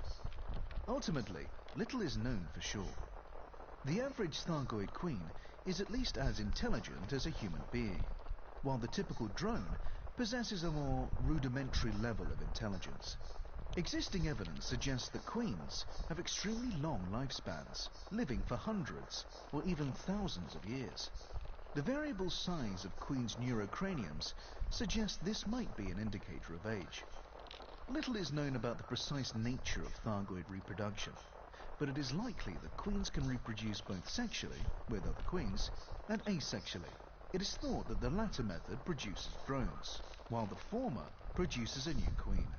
Analysis of Thyroid specimens led some INRA researchers to believe that a new queen, or princess, becomes a full queen only once it has produced drones of its own. Significantly, queens are believed to be single-sex. The Thyroids' ability to reproduce asexually means that their populations can expand incredibly quickly, but it is thought that they deliberately restrict the size of the populace so as to not to deplete all available resources. There is evidence to suggest that this is sometimes achieved by culling older drones. INRA testing indicated that Queens perceived drones as entirely expendable, presumably due to the ease with which they can be replaced. Indeed, a Thargoid Queen appears to give no more thought to the loss of a drone than a human would an eyelash. The Thargoids. Communication. The belief that Thargoids were capable of some form of extrasensory communication was often cited in the early years of human-Thargoid interaction. But prior to the discovery of INRA records, it was not fully understood. Professor Yuri Anslow of the INRA theorized that a Thargoid Queen can communicate with the drones in its hive via a spread-spectrum electronic signal, and can use this signal to control the drones, and even to share their sensory input. Studies of battlefield footage certainly suggest some kind of near-instantaneous communication among Thargoids, and the presence of low-level radio noise in areas occupied by Thargoids indicates that they do indeed communicate via short-range electronic signals. Professor Anslow went on to claim that a Queen could effectively see and hear through its drones, but her contemporaries were skeptical, dismissing the assertion as baseless. Professor Ishmael Palin, one of the galaxy's foremost experts on the Thargoids, has even gone so far as to denounce Anslow as a glory hound. Thargoids have been known to make staccato clicking noises with their mouthparts when in the presence of humans, punctuated with occasional hisses and buzzes. They've also been observed directing such noises at one another, albeit much less frequently. Professor Albert Tesreau, a founding member of the Joint Superpower Initiative, AEGIS, and a specialist in interspecies communication, has studied INRA audio logs and suggested that the sounds probably represent some kind of language due to the repetition of certain sound combinations. It is unclear why the Thargoids would sometimes choose to communicate with each other vocally, given their capacity for extrasensory communication.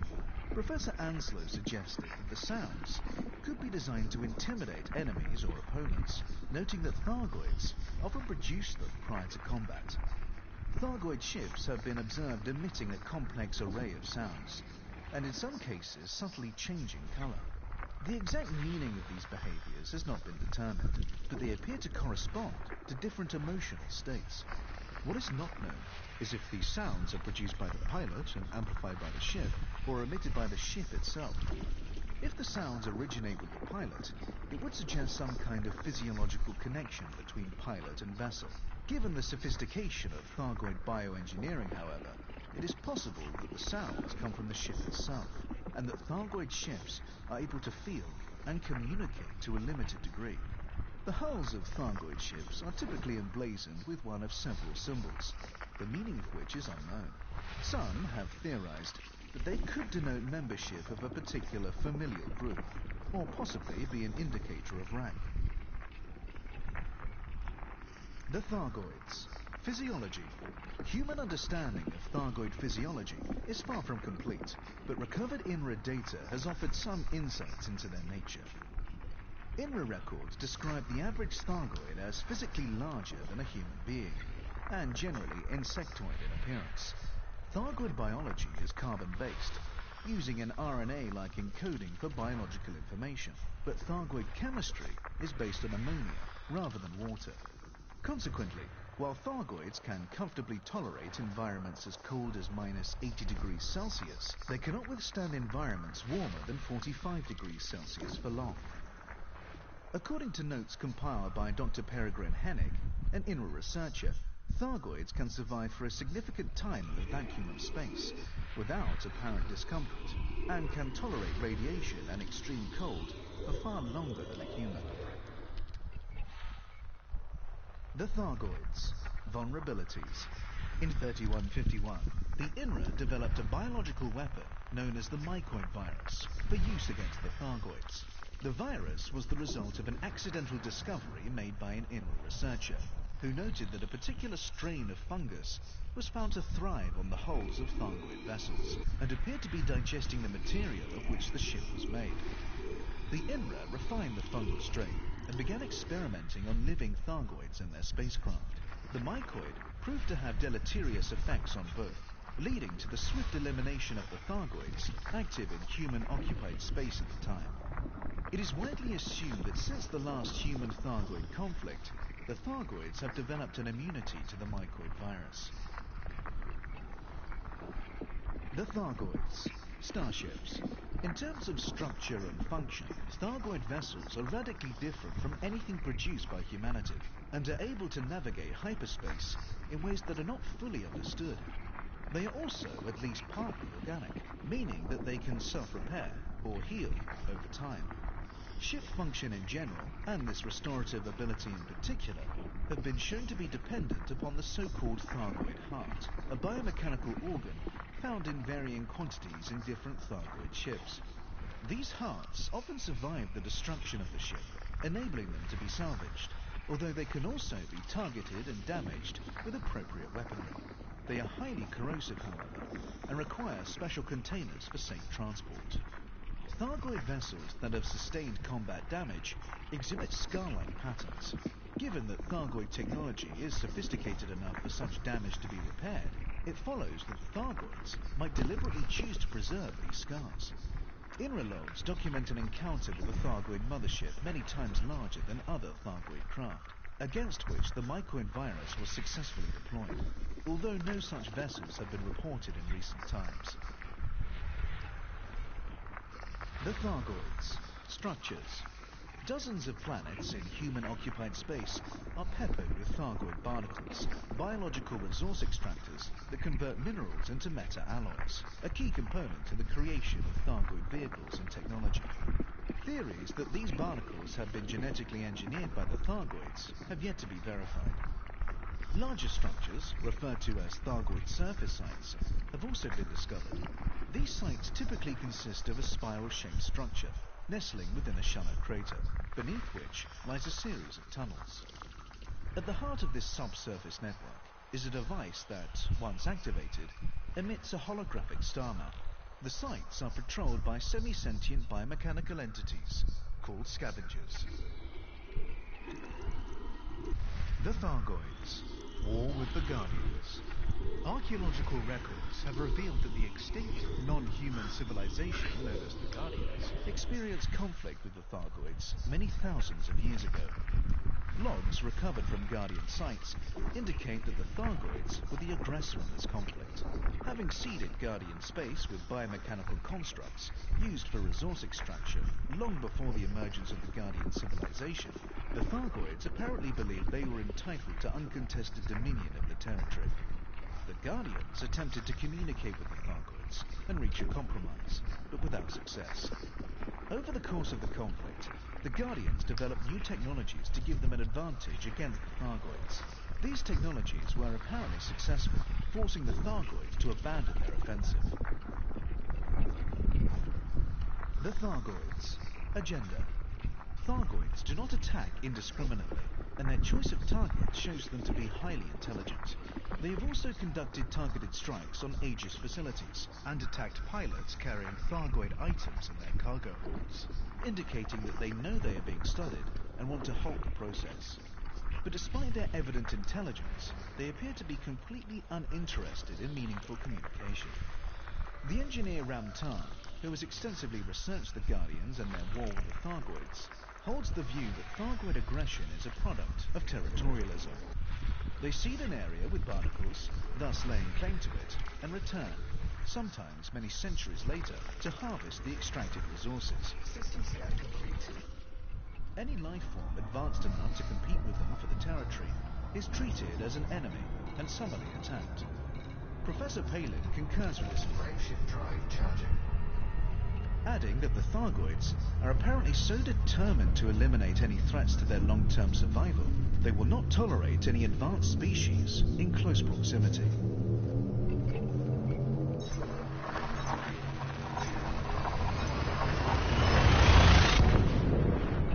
The Guardians. Introduction. The Guardians were a non-human race that occupied a large area of space several million years ago. At its height, the Guardian civilization was technologically superior to human civilization of the 33rd century, and occupied an area of roughly System scan complete. the equivalent size. The Guardians endured as a spacefaring civilization for a Fuel sweeping. least 8,000 years before being destabilized by a lengthy civil war. The surviving Guardians were then destroyed by artificially intelligent machines of their own creation. The galaxy contains the ruins of dozens of Guardian settlements, and data logs recovered from these sites have allowed humanity to compile a remarkably detailed picture of Guardian society. The Guardians. Early history.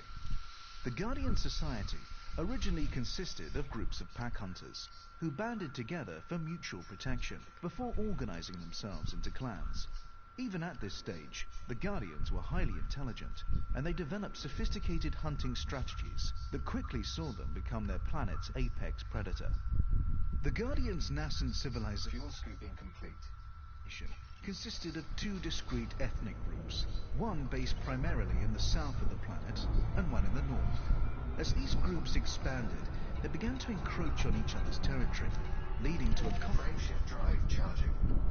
conflict that quickly blossomed into civil war. The Northern Clan, despite being the smaller of the two groups, overcame their enemy swiftly and with minimal bloodshed, bringing the entirety of the Guardian civilization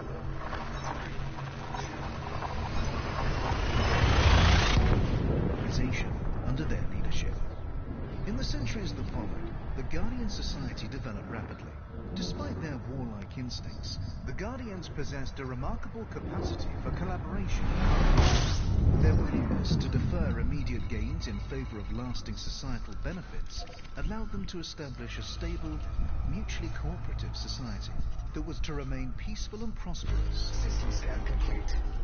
for thousands of years. Fuel scooping. The Guardians. Technological era. Although the Guardian Society was in many ways a model of social equilibrium, the Guardians were nevertheless at the mercy of an insidious issue: overpopulation. As their civilization grew and the amount of available land and resources dwindled, the Guardians set their sights on interplanetary colonization. By this time, the Guardians had developed a rudimentary form of space travel. But as the pressures of overpopulation became more acute, the rate of technological progress accelerated, and the Guardians' imperfect starships were soon supplanted by fast, powerful spacefaring vessels. In the centuries that followed, the Guardian civilization expanded rapidly, eventually coming to occupy a region equal to that inhabited by present-day humanity. The Guardians' Fuel scooping complete. Guardians' next major development was the creation of an interstellar communication system Frameshift drive charging. known as the Monolith Network. In addition to functioning as a comprehensive cultural archive, the network allowed those connected to it to freely and instantaneously share knowledge and ideas. But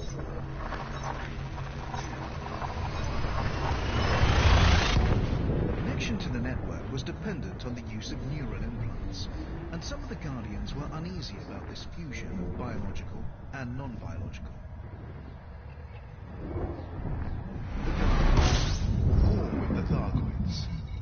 Tens of thousands of years earlier, when the Guardians were still a non-spacefaring race, a group of Thyroids entered what would later become Guardian space, looking for new systems to colonize. Fuel scooping. In addition to earmarking several systems containing ammonia worlds, they prepared a number of planets for occupation by seeding them with barnacles. These genetically modified constructs were designed to extract resources from a planet and transform them into resources more useful to the Thyroids. For the Thyroids, seeding a planet with barnacles was an important step in preparing an area for occupation. The Thyroids did not return to these systems for thousands of years, and when they did, they discovered that a new race had occupied them: the Guardians. The Thyroids promptly attacked, due to their innate territorialism. The Guardians responded with a partial retreat, but they also started trying to find ways to communicate with the Thyroids, hoping to determine the cause of their aggression, and perhaps negotiate a truce. After considerable effort, they succeeded in acquiring Fuel scooping complete. sufficient understanding of the Thyroids' language to determine the invaders' agenda, but they were unable to convince the Thyroids they bore them no ill will, and the Thyroids were unshakable in their belief that they must repel any race that posed a potential threat.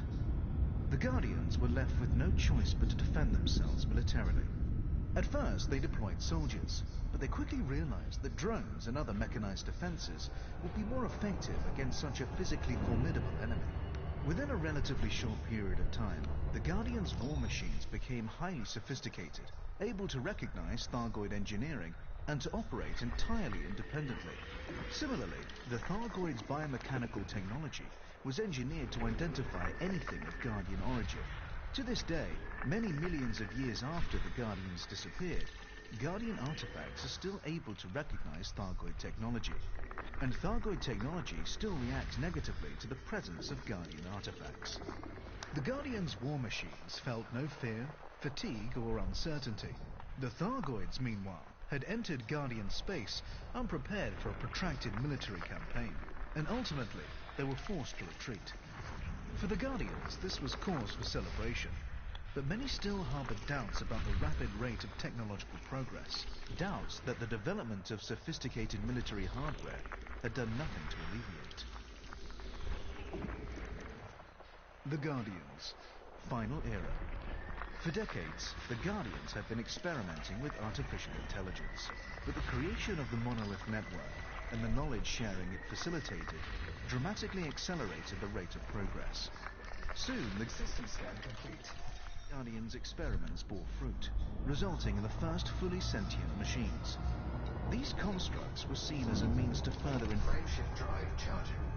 enhance the Guardians' technological mastery and were integrated into various aspects of their society. New neural implants were developed that connected the Guardians with both the constructs and the monolith network.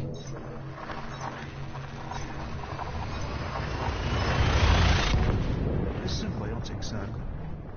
But not everyone was happy with this development. The Guardians had always venerated nature, and many saw this new paradigm as a perversion of the natural order. A schism between the nature-worshipping traditionalists and the technologically minded progressives. A schism that System scan complete. widened with alarming speed. Efforts were made to defuse the rising Fuel scooping. tension, but the traditionalists felt irrevocably alienated by the rapid rate of change. The constructs and the monolith network became scapegoats for all manner of social ills, and the traditionalists began to clamor for a return to simpler times. Ultimately, the ideological divergence proved insurmountable, and a second civil war erupted, quickly engulfing most of the Guardian star systems. In its early stages, the war was fought primarily by soldiers, but within a decade, and after significant loss of life, most of the fighting was conducted remotely. The progressives fought their enemies with automated war machines, while the traditionalists relied mostly on biological weapons. The internecine conflict raged for over 100 years, bringing the Guardian civilization to its knees and retarding further social development. The increasingly zealous traditionalists devoted most of their resources to honoring the dead, exacerbating the problem. As the Guardian Society declined, most withdrew into fortified settlements. Meanwhile, the artificially intelligent constructs were horrified by the destruction unfolding around them. Extrapolating from the current situation, they determined Sweeping complete. that even if peace was restored, the Guardians would never be able to transcend their violent natures. They decided that the only way to preclude further violence, while giving the construct's burgeoning society the best possible chance of survival, was to destroy what remained of the Guardian civilization. By this time, the constructs had been given complete control of the Guardians' munitions and automated war machines. Their attack, when it came, was swift and merciless. The strikes were executed with a precision that only a machine race could accomplish. The Guardians were utterly destroyed. The Guardians. Physiology. The Guardians were a bipedal race, and the typical Guardian was taller and more slender than the average human. They had small round eyes, a vestigial nose, and 4 digits on each hand. Their vision was superior to that of humans, while their sense of smell was poorer. Their senses of hearing and touch were roughly equivalent to our own. The Guardians had pinkish-red skin, but there was some variation among ethnic groups, with tones ranging from pale pink to deep crimson. They also had serrated bony ridges on the outside of their forearms, which were used as weapons during their early history, when they were still semi-primitive pack hunters. The Guardians' environmental needs were broadly similar to those of humans. Their homeworld was warmer and had lower gravity than most Earth-like worlds. And when they began to colonize other planets, they typically favored ones that shared these qualities. The Guardians had two genders and reproduced sexually. Procreation was a matter Frameshift drive charging. for personal choice, but each individual was obligated to be a parent at least once in their life to ensure the continuation of their genetic line. The average gestation period was around 300.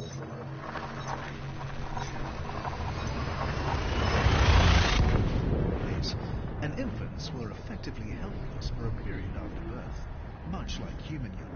Infants were raised in communal crashes rather than by their parents, in keeping with the collaborative laws that underpinned the Guardian Society.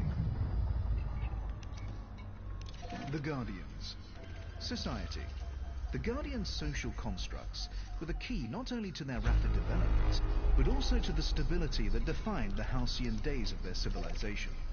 Although the Guardians had a natural tendency towards collaboration, it was not until the end of the First Civil War that this tendency had a measurable impact on their society. The social reorganization that followed the war included the creation of statutes that defined not only individuals' rights, but also their responsibilities to each other. As the Guardian Society developed, further laws were passed that required individuals to participate in socially progressive activities, from caring for the young to conducting scientific research. These responsibilities were supported by the state, which made education and information freely available to all. For most of their history, the Guardians had no formal faith, but the creation of the Monolith Network precipitated the emergence of a nature religion that decried the veneration of technology.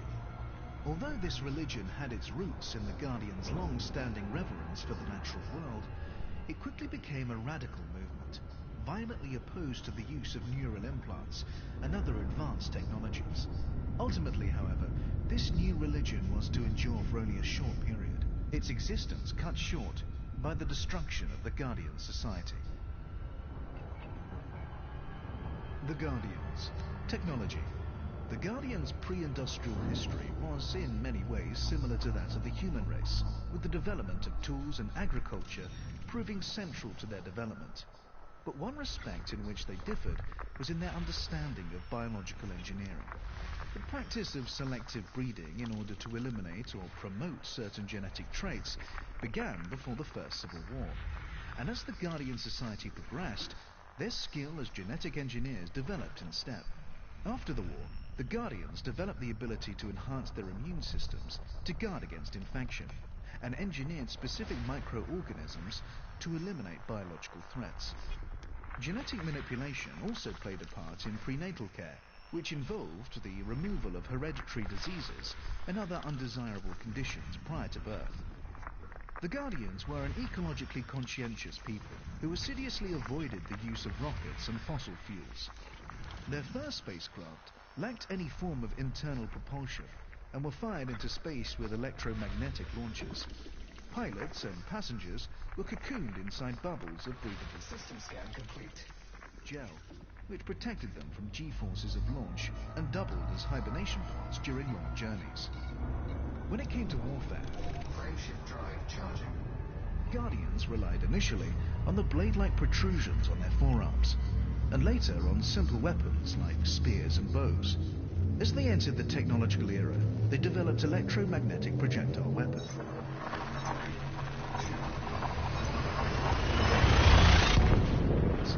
Utilizing the same technology they used to launch their first spacecraft. They also developed extremely effective shields, capable of protecting entire cities, and even of withstanding bombardment. At that time, however, large-scale conflict was virtually unheard of, and it was not until the conflict with the Thyroids that further military innovations were made. The Guardian's Second Civil War was fought principally with bespoke biological weapons employed by the traditionalists and automated war machines used by the progressives. The shields that protected the Guardian cities were unable to resist these new weapons, forcing many of the Guardians to withdraw into heavily fortified settlements. But the Guardians' most significant technological achievements were unarguably the creation of the Monolith Network and the development of artificial intelligence. The use of neural implants to connect the Guardians with their creations could have ushered in a whole new era of scientific and technological discovery, but unfortunately, these innovations were to lead only to the Guardians' destruction. The Guardians. Language. The Guardians shared a single language, with only minor regional variations, and even after they colonized other planets, they continued to share a common tongue. The Guardians had three primary forms of communication: a spoken language, a gestural language, and a written language. Their spoken language emerged first, followed by a gestural language that allowed them to communicate silently while hunting.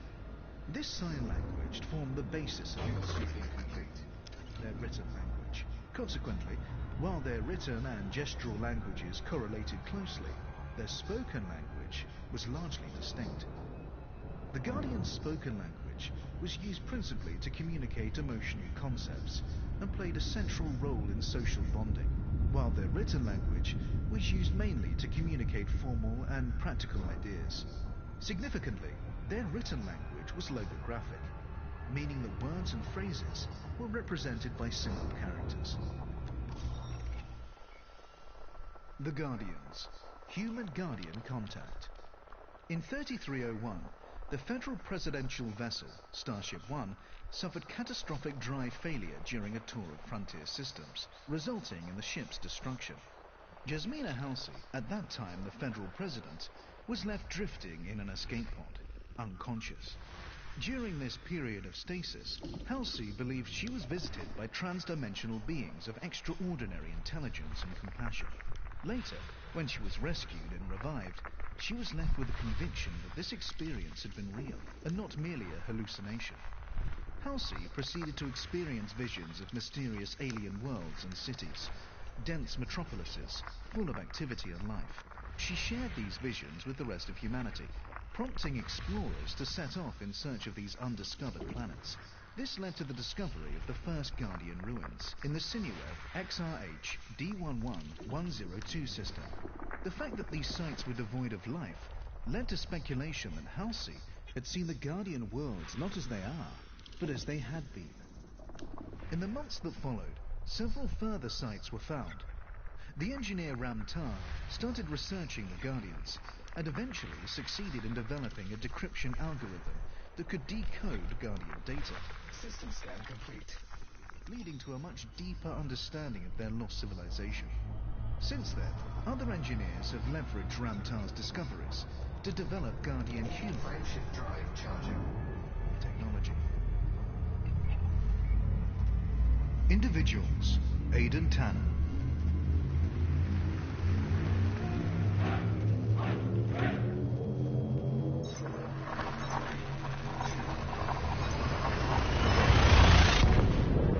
Our species has been banding together to fight the outsider since we lived in caves. We stand against the lawless, the invaders, and the monsters. And we're proud to do it. But you have to remember one thing. Nobody in the history of conflict ever saw himself as a monster. Fuel sweeping. Everyone believes they're the hero of their own story. If you can't understand that, if you can't stand in the enemy's shoes, even for a second, and ask yourself why he thinks he needs to kill you, then you don't know what it means to be a soldier.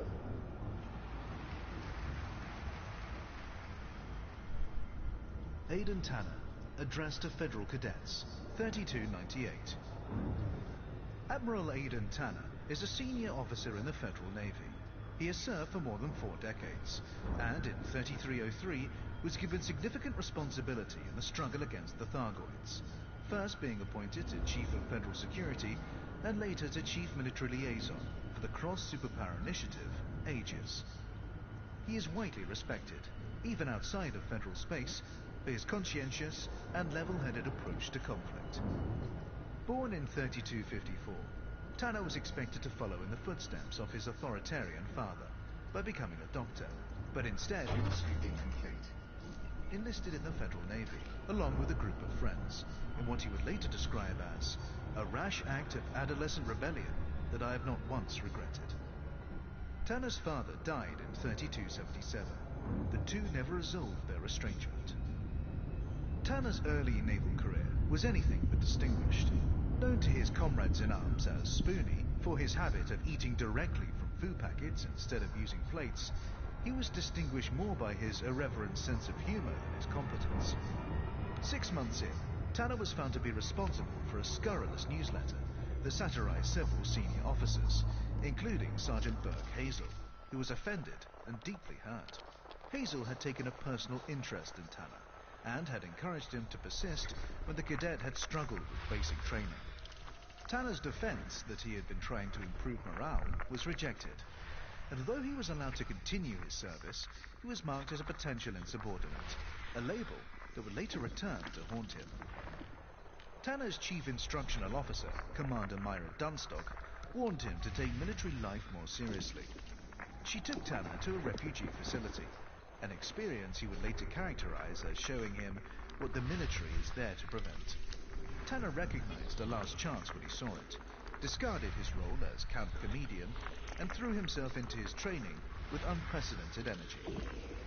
The decisive incident in Tanner's career was the Atollicus Mutiny of 3271. At the time, Tanner was serving as chief gunnery officer on board the FDL System scan complete. Atollicus, a Farragut-class battlecruiser, under the command of Captain Jaden Horn. The ship was dispatched to restore order at a Cold Harbor station, which had Frameshift drive charging. been occupied by rebels following a descent into civil disorder. Captain Horn's orders were to monitor the station and await reinforcements, but when contact with the station was abruptly lost, he became convinced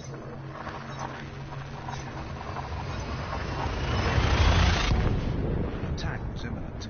Surveillance footage later showed Horn acting in an increasingly erratic fashion. He screamed orders, slurred his words, and struck an ensign for making a minor mistake.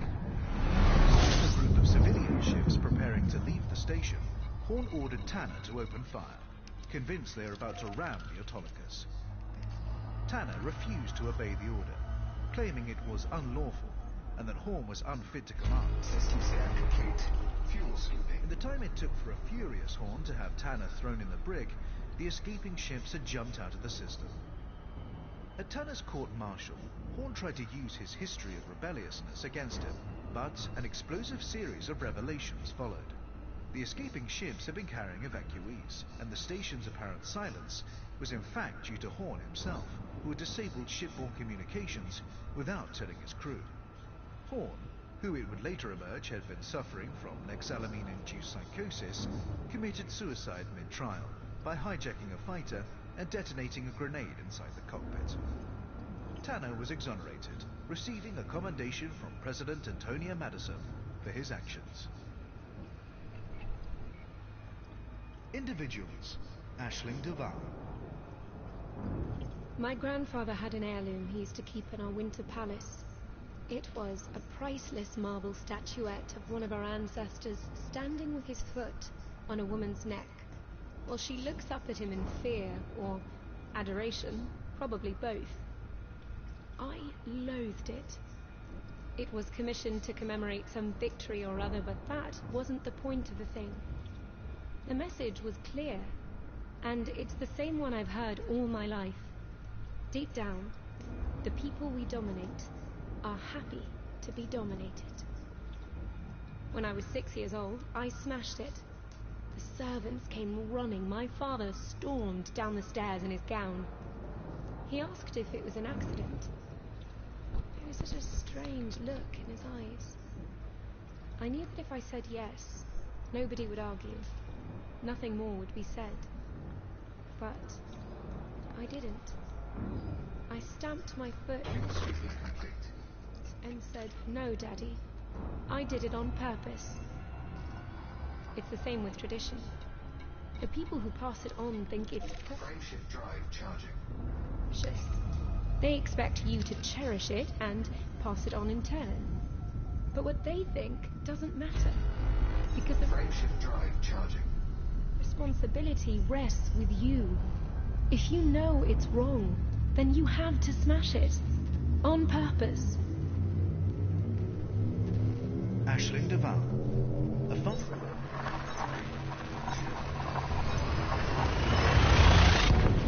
Side chat with Serena, 3301.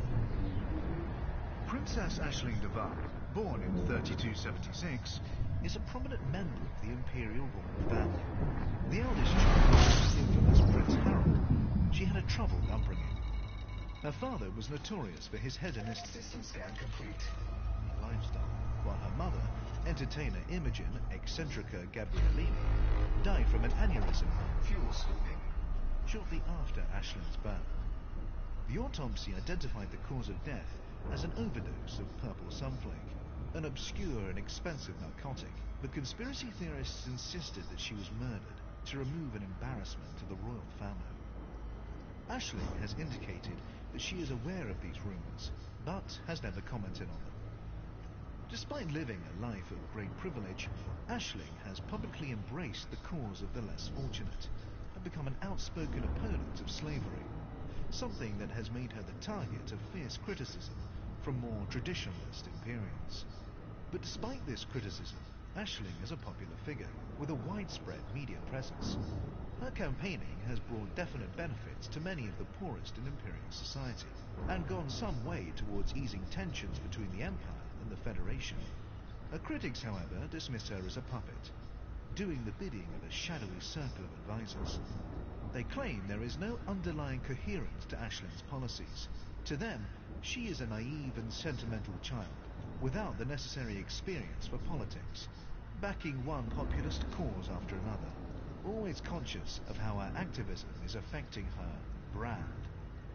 Significantly, the most savage of Aisling's critics and the staunchest of her defenders agree on a counterpoint to this, that her apparent vacuity is nothing but a front, carefully Fuel scooping complete. created in collusion with the very advisors whom others believe are exploiting her. The People's Princess, they argue, is exceptionally good at being underestimated. Following the death of Hengist Duval in 3301, Aisling was considered by many to be a Frameshift drive charging. viable contender for the Imperial throne. As Aisling was born out of wedlock, however, and her father was removed from the line of succession on the grounds of mental incapacity, Arissa Lavinie Duval was deemed to have the strong Ready to engage. claim.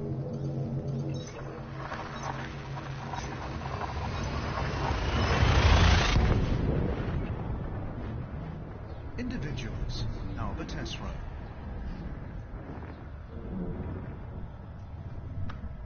I may not be religious, but I still have faith. Not the kind my parents have. In fact, I don't think their desperate devotion can even be called faith.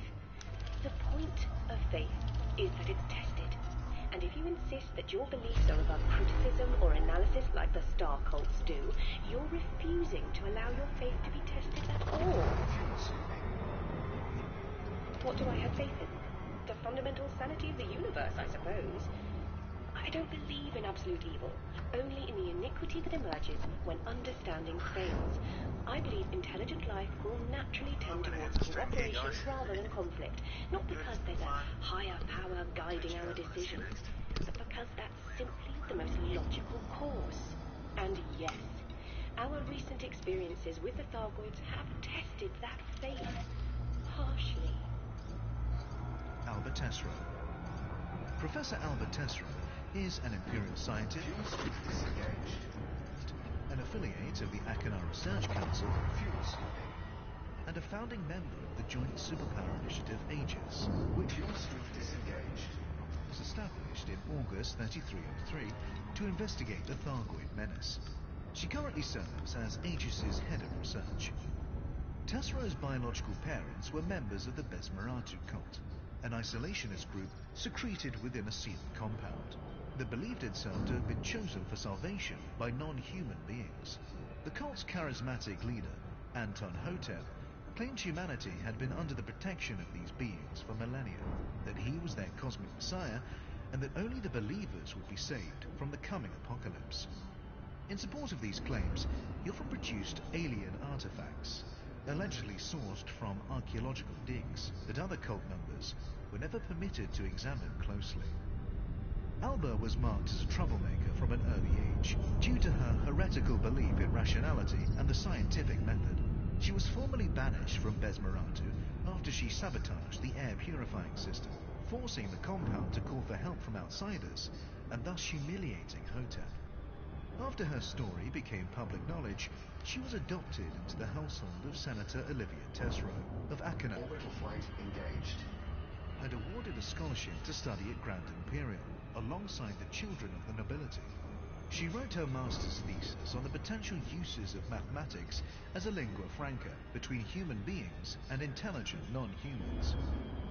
She is passionately interested in non-human intelligence and meaningful discourse between species, despite the counterfeit alien contact myths of her early life, or perhaps because of them.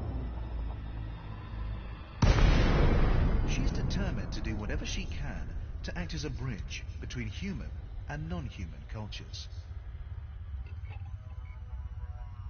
Individuals. Archon Delane. I'll tell you, Delane is the most trustworthy cuss you could ever work with. Why?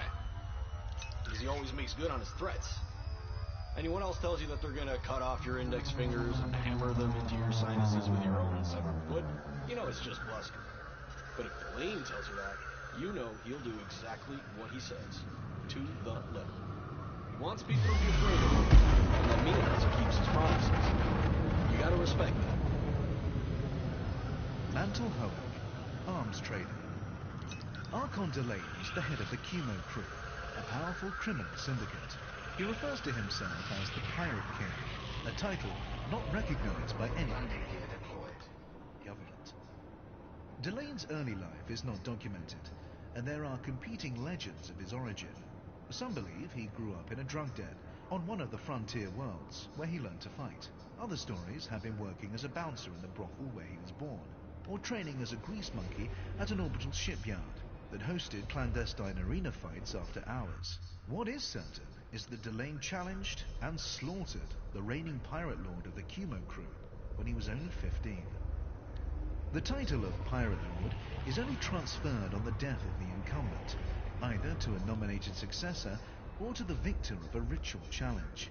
According to tradition, the Pirate Lord must honor any challenge to his leadership, regardless of who issues it, although the choice of weapons is left to him. In Delane's case, Pirate Lord Crab opted for a bare hands contest, a highly unusual choice. It has been suggested that Crab saw Delane as a weak target due to his albinism, unworthy of a Pirate Lord's personal attention. It is possible that Crab intended to give Delane a beating rather than kill him outright. If so, it was a fatal act of mercy. Footage of the fight shot by onlookers shows Delane deftly evading Crab's heavy blows, allowing the larger man to tire himself out before delivering a sudden jab to Crab's eye. Delane then battered Crab into submission, continuing to pummel the body until it was unrecognizable. The Chemo Crew immediately split, dividing itself into those who saw Delane as a